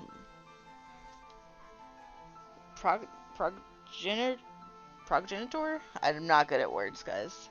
Who created this town, perennial harvest, Valentine fertilizer, all connected by a single thread. Yours surely. But that's... Eyes searched the floor in thought. Solomon watched eagerly, waiting for the flicker of epiphany. With a sickened look, she peered into his soul.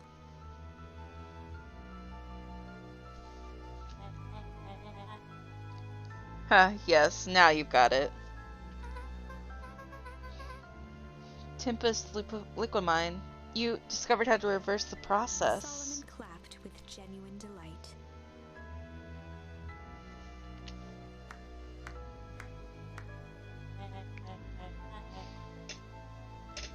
It does! I'm not good at big words.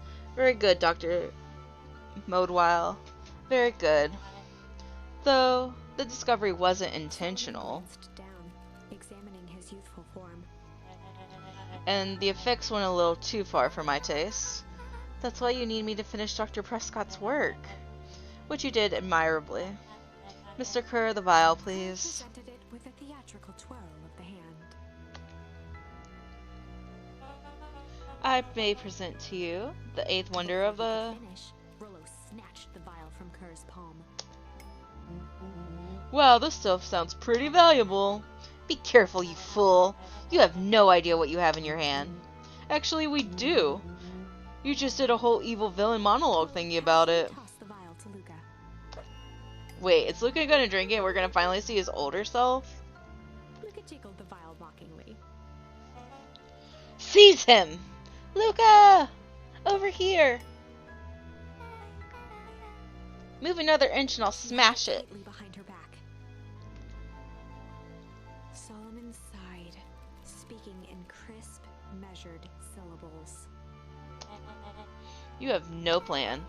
I'll smash it, I swear. Fine, risk killing us all. Or if you're lucky nothing happens, then what? We capture you and grant you much less leniency. Pursed his lips with feigned sincerity. But I give you my word, if you hand it over now, none of you will be harmed. Uncertainty washed over Beck. You're a smart girl, Beck. There's no shame in being outwitted by someone smarter than you. We both know there's only one way She to looked end to Nellie for shakily. there's only one way for things to end. With a dispirited nod, Nellie sighed in defeat. Beck slowly approached Solomon. That's a good girl. Beck, don't do it. We can't trust that jerk. I'm sorry, he's With right. apprehension, Beck conceded. Solomon pocketed the vial and brushed off his shoulder with a sharp flick.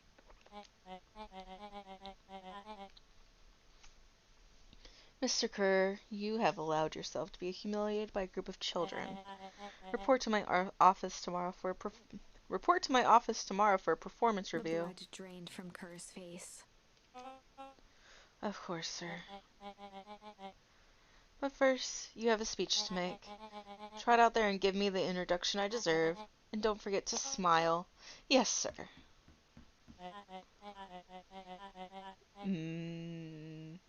Did they have a vial? I don't know. I hope so. I could see her having one from her chemistry set, but I don't know for sure. And to think all of this is thanks to the efforts of Mr. Van Horn. I don't understand. How is this all because of me? Ha, I said Mr. Van Horn, silly child.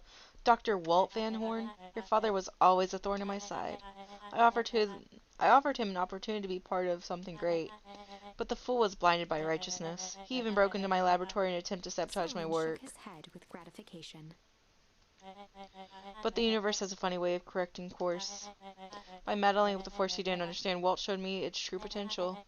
As fate would have it, Luca, your father's dying act was to grant me eternal A life. muffled applause resonated faintly through the walls.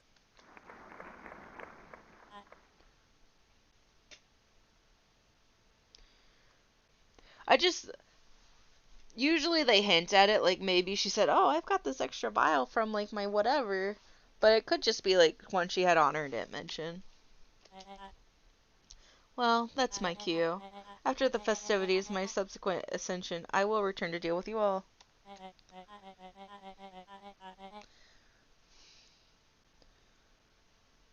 Until then, I suggest you use this time to reflect on the magnitude of your failure. You three, keep posts outside the door. Been wondering, like, what if I went down the other hallways? Like, if I didn't go the right way the first time, I wonder what would have happened. Or if I would have found something. I can't believe Beck sold us out like that. I'm not sure she had any other choice. So what now? What's the plan? I don't have one. Of course you do. You always have a plan. Rollo, you just need some time. Rollo, it's over. We lost. Nellie was staring at the floor, deep in thought. Sorry, Luca. Give me a minute to calm my mind.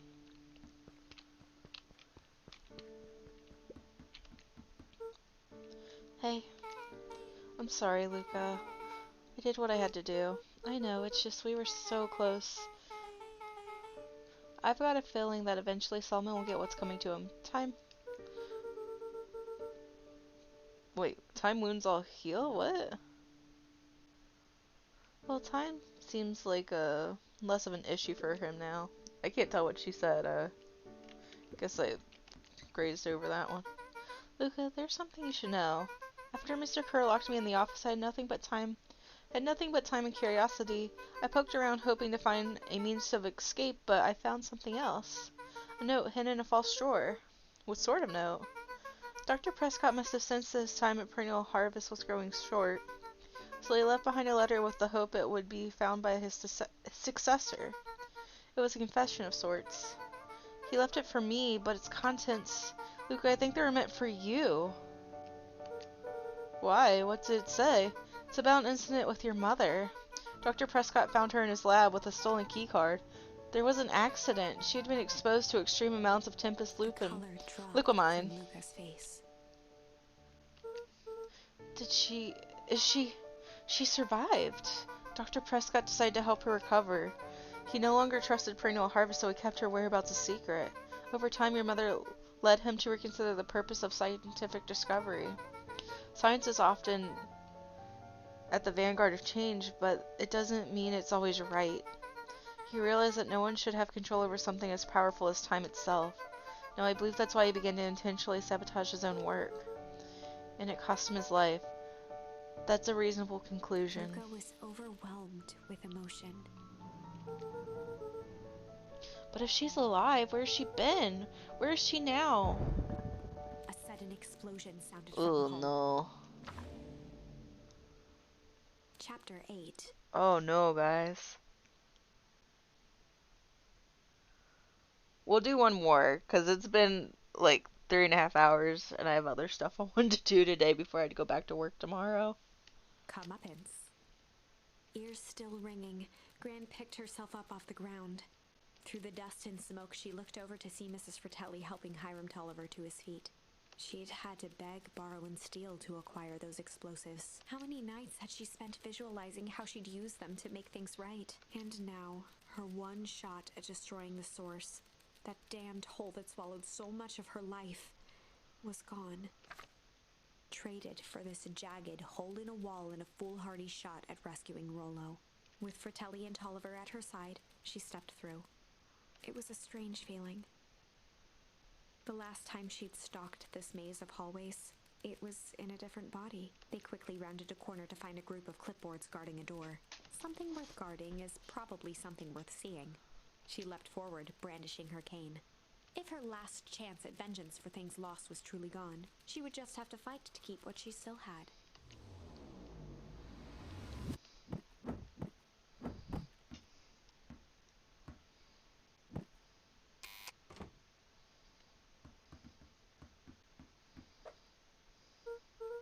Gran, what are you doing here? Luca, what are you doing here? We're here to save Nellie. We're here to save Rollo. Hey, Mrs. Lucas, Gran. That's awful nice of you, but I'm fine. Oh no, what did they? Gran, there's no time to explain. We have to go now. Come on, everyone, we've got a party to crash. They made their way out from deep within Perennial Harvest, just as Solomon finished up his speech. Thankfully, we can dispense with the formalities from here on out. Pulled a glass vial from his pocket. We've got to stop In him. one smooth motion, he downed its contents. A triumphant smile grew across Solomon's lips. Oh no! Well, I guess that's it. We lost. I wouldn't be so sure about that. Uh-oh, what'd you do, Beck? You might be right. Beck elbowed Luca. Remember when I had the vial behind my back? With a little... Ooh. What should we say that she did with it? Change, malice, junk? I'm thinking change would be a good one, since it's a story about change, but I will let you decide, Barry, since you were right about Beck messing around with it.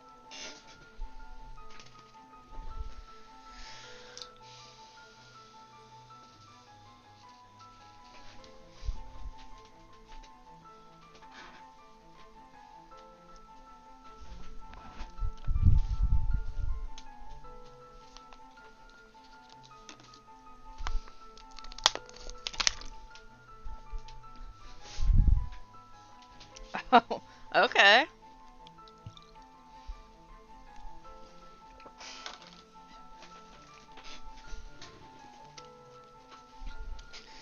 Let's see what she did.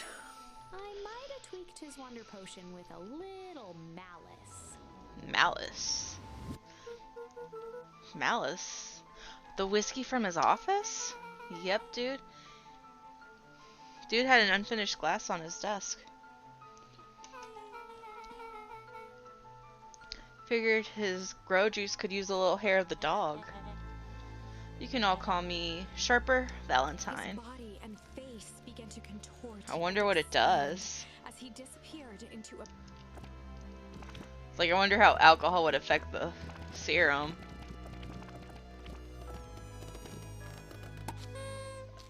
The fuck? Now that's what I call 80 proof whiskey. Damn, dude.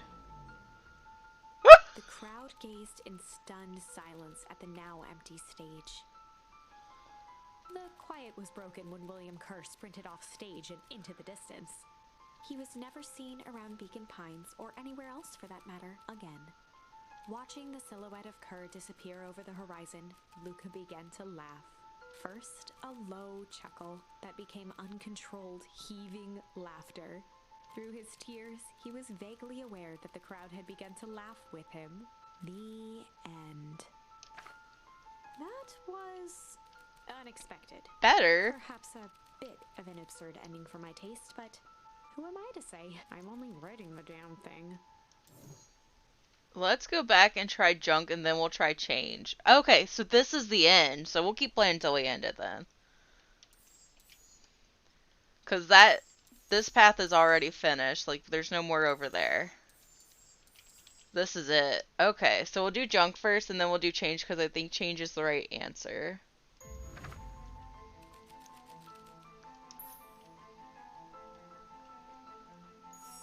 I might have tweaked his wonder potion with a little junk. Can't wait to see the look on his face when we realize he drank his own cigar ash. How did ashes get into the vial? It was pretty easy to mess with the vial when it's behind my back. Oh, that's sneaky. Well, it's a bad habit anyways. Paul says bad habits are like 50-yard field goals. Huh? Hard to kick. You can all call me Sharper Valentine. His body and face began to contort and expand as he disappeared into a belching green mist. Yeah.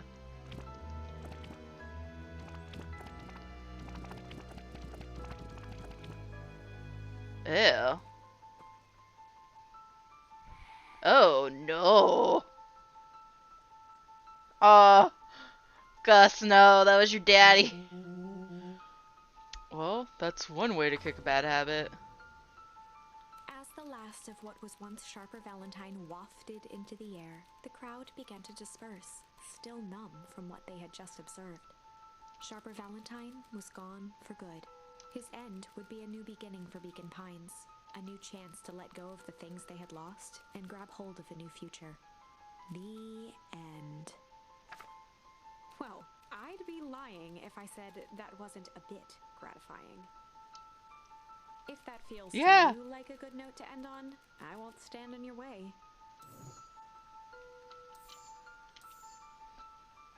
Okay, last one, probably the real ending. Let's see what it is.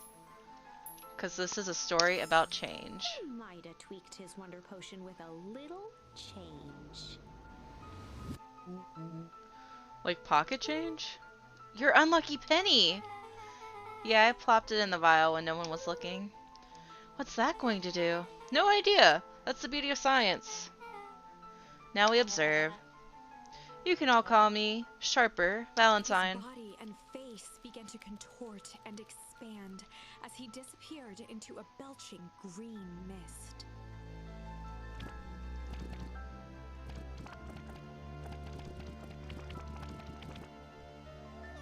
Oh, he's a baby! Holy crap, he's a baby? Yeah, but he's still Sharper, right? What he was no longer matters. Oh, it's a baby! Don't call me baby! Oh.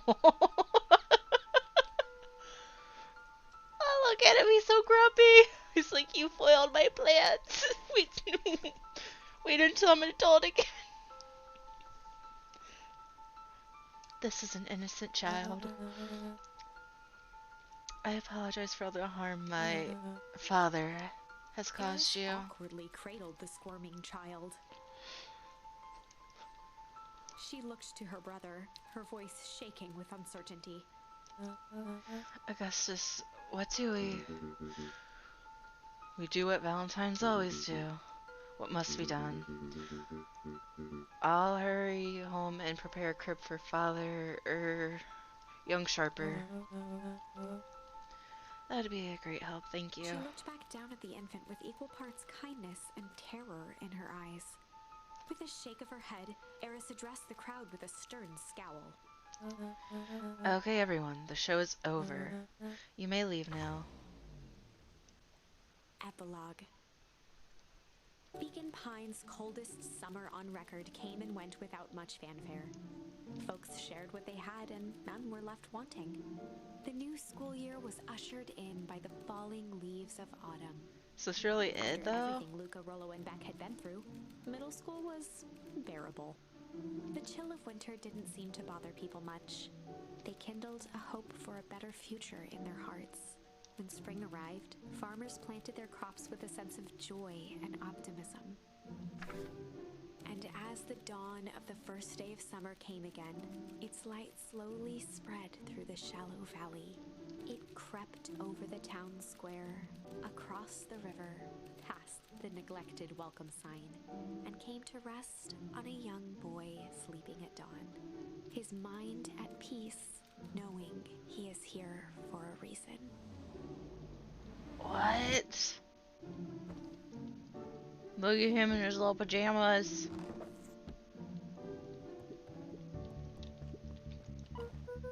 Rollo, are you up yet? Roger that. It's a beautiful day at Mission Control. You gonna swing by? Be there in a minute. I wonder if he's still, like, grown up or if they fixed him. Because I feel like they would have fixed him and Gran. Which they never really revealed in this playthrough that that was Eleanor. Over time, Eleanor began moving Walt's old things out of the closet and into storage. Which I Eleanor guess... had moved back into her bedroom. Yeah. And now that she wasn't sneaking out late, she even slept there most nights. Is she still... Grandma? Oh no, they didn't fix you? I wanted them to fix you. Now, is jamming something you picked up after you aged? Like, I don't remember you doing this when you were, like, my mom. Mom, I'm ready to go now. You go on without me. I'll meet you there. I got a batch of jam to finish jarring. It's funny. I only started making jam as a way to send messages without anyone... Oh, I guess I was right. But now I enjoy it. Maybe I'll go out to the garden and see if there's anything out here. Nope.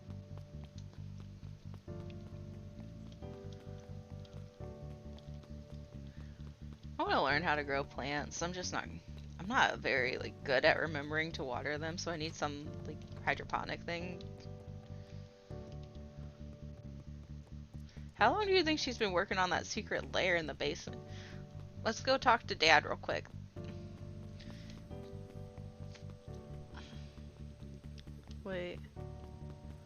Oh, weird.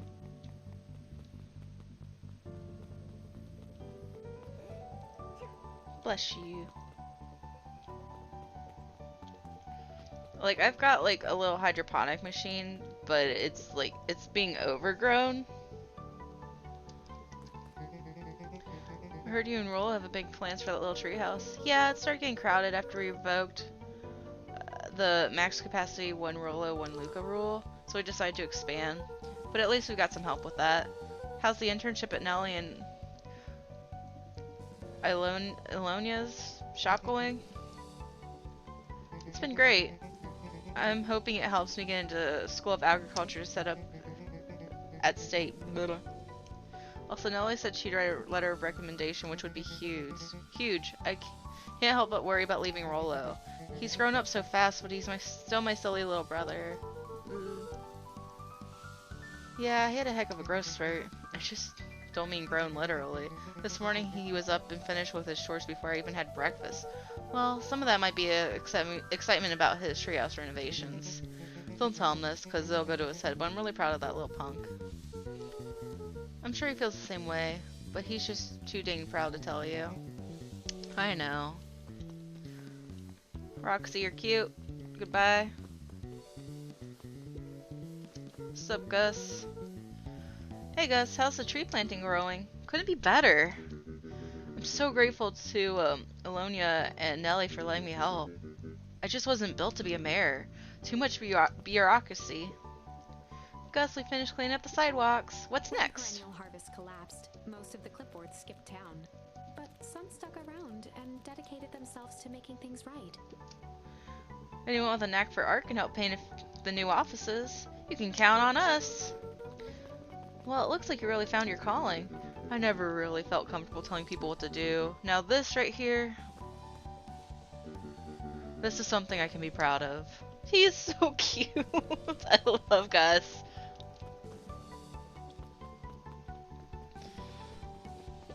Hi, Nelly. I see you decided on a name. Yep, we had to clear out all the old stuff before putting on the final touch. Slow and Dirty Harvest is now official. I like it. It was actually Nelly's idea. There's a lot of work to do, but the name serves as a reminder. Just because a process is important doesn't mean change should happen fast. Progress is important. Look. In fact, I've learned that the more you care about something, the more important it is to take things slow. Our motto is go slow and fix things. Amen to that. You guys are so cute. Sup, Eris? Sup, Sharper? Young Mr. Van Horn. How's little Solomon or Sharper doing? Young Sharper seems to enjoy nature more than I. So we do a lot of strolling these days. Has he, attempted to curl up his crib and plot world domination? Yeah. Thankfully, no. I spoke at length with Dr. Motowell, and she feels that Sharper's infant mind was not developed enough to retain his previous memories. For all intents and purposes, the child is unmolded clay. Let's hope he's a little nicer the second time around. That's the objective, yes. But really, all I can do is try and hope. 2 activities I'm endeavoring to find less distasteful. Well, I think you're doing a great job, and the whole town is ready to help out however we can. I can't wait to teach him how to throw a baseball. Best to ignore the tears welling in her eyes. That would be acceptable. Aww. What are you guys up to? Who are you, anyway? Back for seconds? If it's not too much trouble. For the longest time, I didn't understand the appeal of ice cream. It serves no purpose, other than to be briefly enjoyed and then it's gone. That's food, in general. But it's pretty tasty while it lasts. I'm inclined to agree. What are you guys doing? Hey, Luca, can you tell Roxy I'll be free in about an hour? Sure thing. My dad's making me stock the shelves for the summer. He says it builds character. I think he meant to say it builds calluses. Builds character! Yeah, but it builds something alright. Luca, can I interest you in a delicious apple? Waggled an apple. No thanks, just saying hello. Well, hello then. Mind telling your mom we need a new crate of jam? Already? It's funny, I used to hide the stuff in the back. Terrified that someone would find out about our secret messages. Now everyone wants to get their hands on Eleanor Van Horn's favorite spy jam. Cute. And the museum's gone because they realize they're not all that cracked up to be. What are you reading about today? He looked to his friends with a thankful smile. After everything that could have gone wrong, everything that did go wrong, we made it. The end. In her eyes, Miss Hatch took a deep, relaxing. Miss Hatch.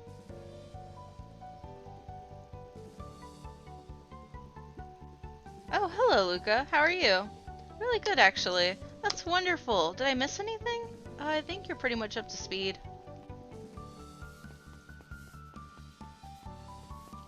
How are you doing, Zariel, or whatever your name is? Luca, do you want a biscotti? On the house? I don't really have time. Zariel, you gotta come see this. I finally did it. I pulled the perfect espresso. Aw, Lumi. If I didn't know better, I would think you're proud of something.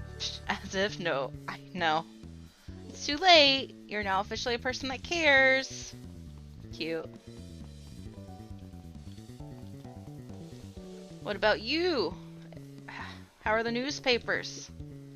What's today's news that needs knowing? I'll give you tomorrow's headline today. Our old friend Patrick C. Montesquieu, aka William Kerr, just performed a stirring rendition of the Iceman Cometh at the state correctional facility. I hear there wasn't a dry eye in the house. Well, I guess he has plenty of time to work on his craft. Blah blah blah blah blah. Wait, is there actually something this way? Oh yeah, I forgot about Don's little nook. Oh my god, Don, hi. I'm glad you swung by. More follow-up questions for your story? Nope, I got everything I need. Thanks again for that. I sent a draft of the story to the reporter in Capital City. They offered me an internship. Of course they did. You're an amazing reporter. I don't know about all that. A story about a phony corporation that picked up an entire town of people and moved them to cover up massive illegal mine shaft? Full of incredibly hazardous chemicals sort of writes itself if you think about it. Just don't forget us when you become a fancy big city reporter. Capital City isn't that far away. I'm gonna have to come home from time to time to check in and see what sort of new trouble you've gotten yourself into. Sorry to disappoint but my adventuring days are over.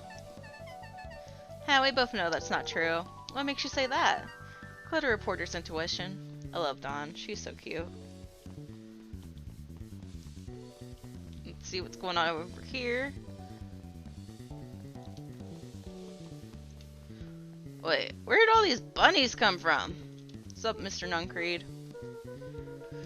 I'm gonna go see my dad in a bit. Do you want to come with? Even after everything I did, you'd Mr. still... Nuncreed shook his head. You really are your father's son, aren't you? I don't think I'm ready for that yet. Well, you're always invited. I bet he'd love to hear from you. I'll visit Walt in my own time. You run along now. What are you doing, Jeff? With perennial harvest gone, the transportation tubes were left unused. Come one, come all. No one's too big, no one's too small. For Jeff's wild ride. Maybe not completely unused. Just one piece of candy. For the ride of your life. Who's next? Me, me, me, me, me, me, me. Sup, Joey? Are the bugs back? Guess what? Yesterday I saw a bug. And that's good? It's great! I haven't spotted one of those in years. At this rate, Beacon Pines is going to become the bug capital of the county.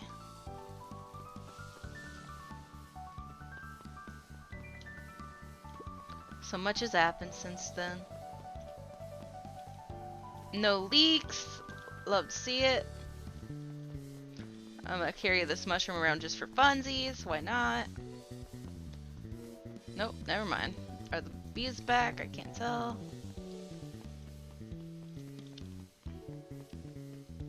Kinda wish we got to go in there.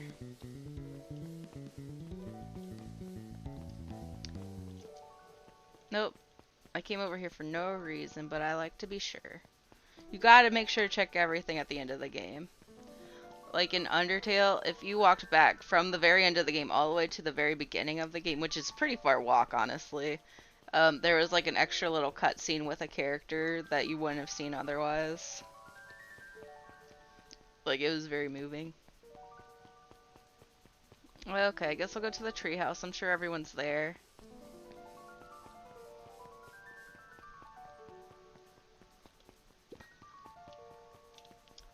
Guess I didn't actually talk to you. Hello. How's the napping this morning? The most underrated part of a good nap is the view. And the view's getting greener every day. Nice. I don't think I could nap in a chair like that. It'd be uncomfy. Luca, get this. I managed to reel in an actual fish this morning. Seriously? Yeah, an honest to goodness flip-flopping, swam-in fish. I don't think I've ever caught an actual fish here. Been at least 7 years since I've caught one. I'd say it's a good omen. What'd you do with the fish? Oh, I released it back into the pond. I'm hoping to catch it again tomorrow. Sounds about right, sounds about right. A little higher. Yep. A little lower. Yep. A little higher. Yup. I'm telling ya, the angle isn't the issue. We need more power to the radio. Luca, there you are. Would you tell him it's not the angle? Hey, I'm not in charge of antenna redesign. Fine, fine. Iggy, just don't do anything drastic until we get back. Who, me? Tish, you're in charge while I'm gone. Yep. It'll be fine, right? It'll be fine. If we really want Mission Control to turn into something bigger and better, we have to loosen our grip a bit. You're right. Lead the way. I was just over there and she wasn't answering her door. Ugh.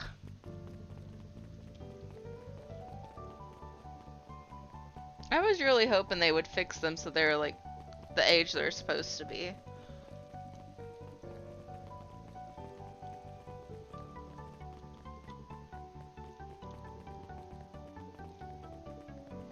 Now, when they say he's an adult friend, like, how adult do you think he is? Like, 20? 40? Like, he looked like he only supposed to be, like, maybe 20 at the oldest. Sup, Beck? I have news I think you'll enjoy. This morning I unpacked my last box. You're officially moved in! It's just a box. Let's not blow this out of proportion. It sounds an awful like putting down roots. I know. I guess I decided this place is root-worthy. You're gonna be stuck with me for the foreseeable future. I do have to warn you, most years aren't going to be as interesting as this year one. I think I'll manage. Ready? Before we go, there's a bit of a surprise. Oh, tree! Yay! I guess I'm gonna put this at my dad's grave. My mom's prepared this tree especially for you. They didn't have to do that. It wasn't just them. Just about the whole town pitched in. We all owe you. It should do okay in the cold of old Beacon Pines. Thrive as things warm up. That's perfect.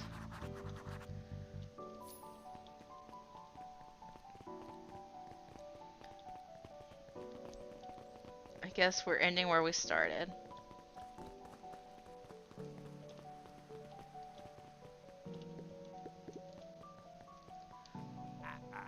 Ah, you got it. Now that's a good looking tree. Being a special occasion and whatnot, the ride's on the house. You're gonna want to hang on tight to that little tree. Rolo, if you start talking about fluids coming out of you and you don't know where they went, we're gonna be mad.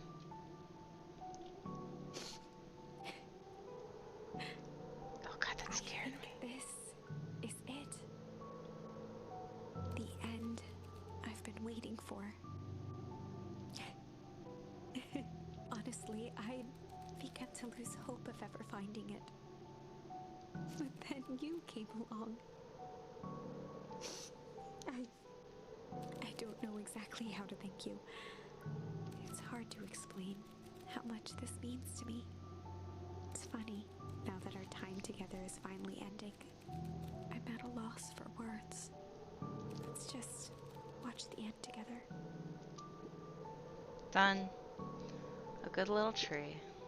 The best little tree. Thank you, children. This means a lot. Yeah, thanks for everything. Shucks, I only did what any awesome super best buddy would do. We should probably give you some time alone now. You good? Yeah, I am. It's been a wild year. How are you feeling? Everyone keeps asking me that. I'm fine, really. Pa always says the only thing fitter than a fiddle is a cello. I feel like a dang cello. Well, if you ever stop feeling like a cello, I'm here for you. You know, you don't even have to say it. You two make an awesome pair. Excuse me? We're a trio now. Yep. Thanks. There's just one thing missing now that you're part of our group. Missing? Let me tell you a little story about a man named Hake Atomic. Oh, God. I won't be long. We'll be waiting for you back at the phone booth. I found a perfect way to start a summer. You said that last summer, and look what happened. You've got some good friends. I'm so proud of you. Your father would be so proud. I know. Mom, can I ask you a question? Do you ever dream about Dad? Not a night goes by that I don't. Are you ever afraid that you're going to forget him? Forget what he looked like? Forget his voice? No, because so much of him lives on in you.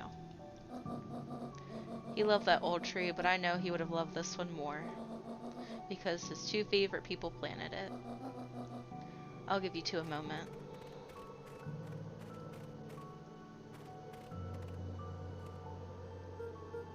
Hey, Dad.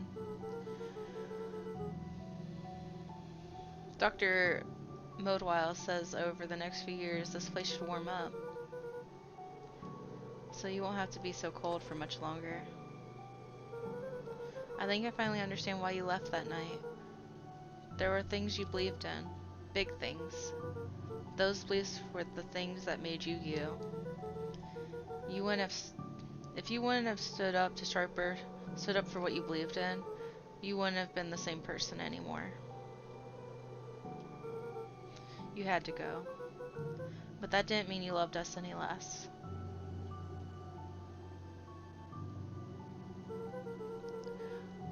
I might not visit you as much as I used to. I know you understand.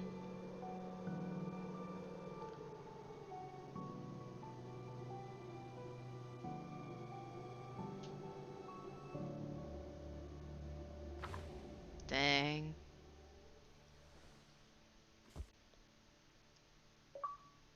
Dang.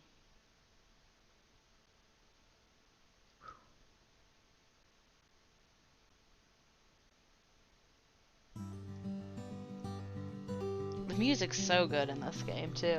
Like the writing's good, the music's good, the art's good. Like I don't know why more people aren't doing anything with this.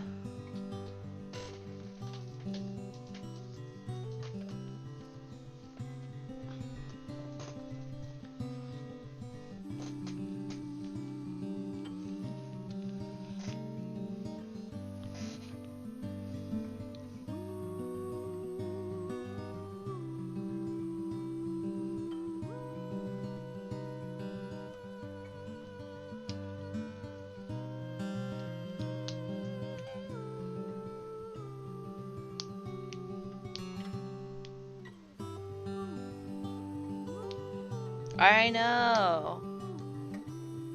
I mean, probably a good way to start out October, spooky game season. I know it wasn't super spooky, but a mystery is still like a good Halloween kind of theme.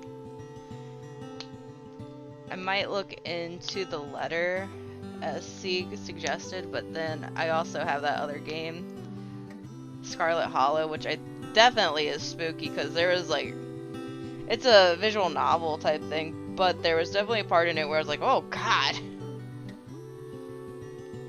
Like it was a little spooky. But I didn't get that far in it. I only did like the first chapter. They are like this one, like it kept going. Like there was always a twist at every chapter, like kept you like engaged in it. Like this was a really well written game. I feel like those are hard to find. Like, either they get too convoluted that you don't really understand what's going on, or, like, they are, like, a little too short, a little too simple.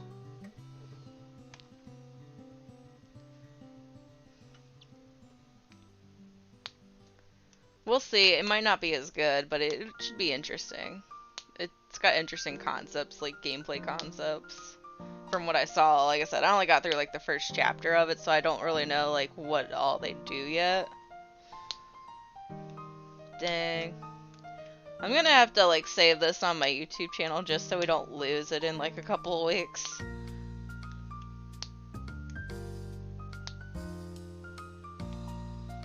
Can hear me fuck up everything I say. Do really bad voices forever.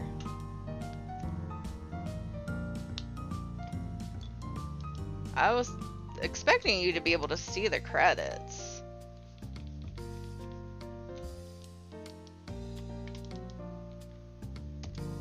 This is it though.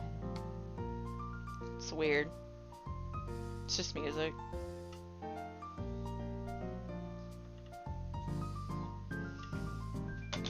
Hope that whatever's going on in this game is not copywritten, so I don't get in trouble.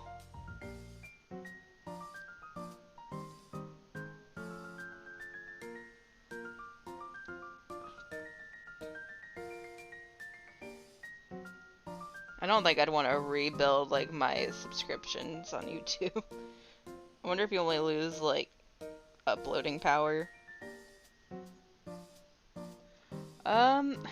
Can't decide if I want to just like end it now or see if there's more after this. Like I was really expecting there to be like credits. Like it's just black screen and music. I guess we saw some of the credits, but I really expected them to be longer.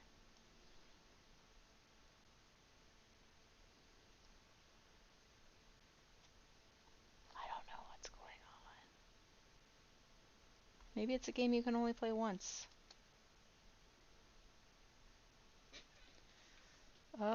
I guess I'm gonna call it here because it doesn't seem like anything else is happening. That was such a good game. And I am gonna probably try to look up and see if this, like, team did anything else. Like, that was just so good.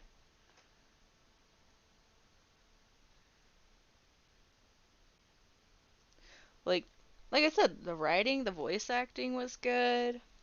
The art was good. Like, you would think there would be, like, a big team behind it, but maybe not. But I'ma call it here. This was a good time. And if you ever wanted to go back and play it yourself, it is on Game Pass and stuff. I'm just thought it would go back to like the main menu at least. It's just a black screen. I don't know. But we are gonna watch some Don't Hug Me, I'm Scared in the lounge probably later, if anyone would be interested in joining with that. Sounds like it's gonna be a little spooky. So if you're not into that kind of thing, be aware. But I will see you next time, probably Tuesday. I don't know when I'm gonna play yet. I just know usually during the week I get sleepy. But goodbye.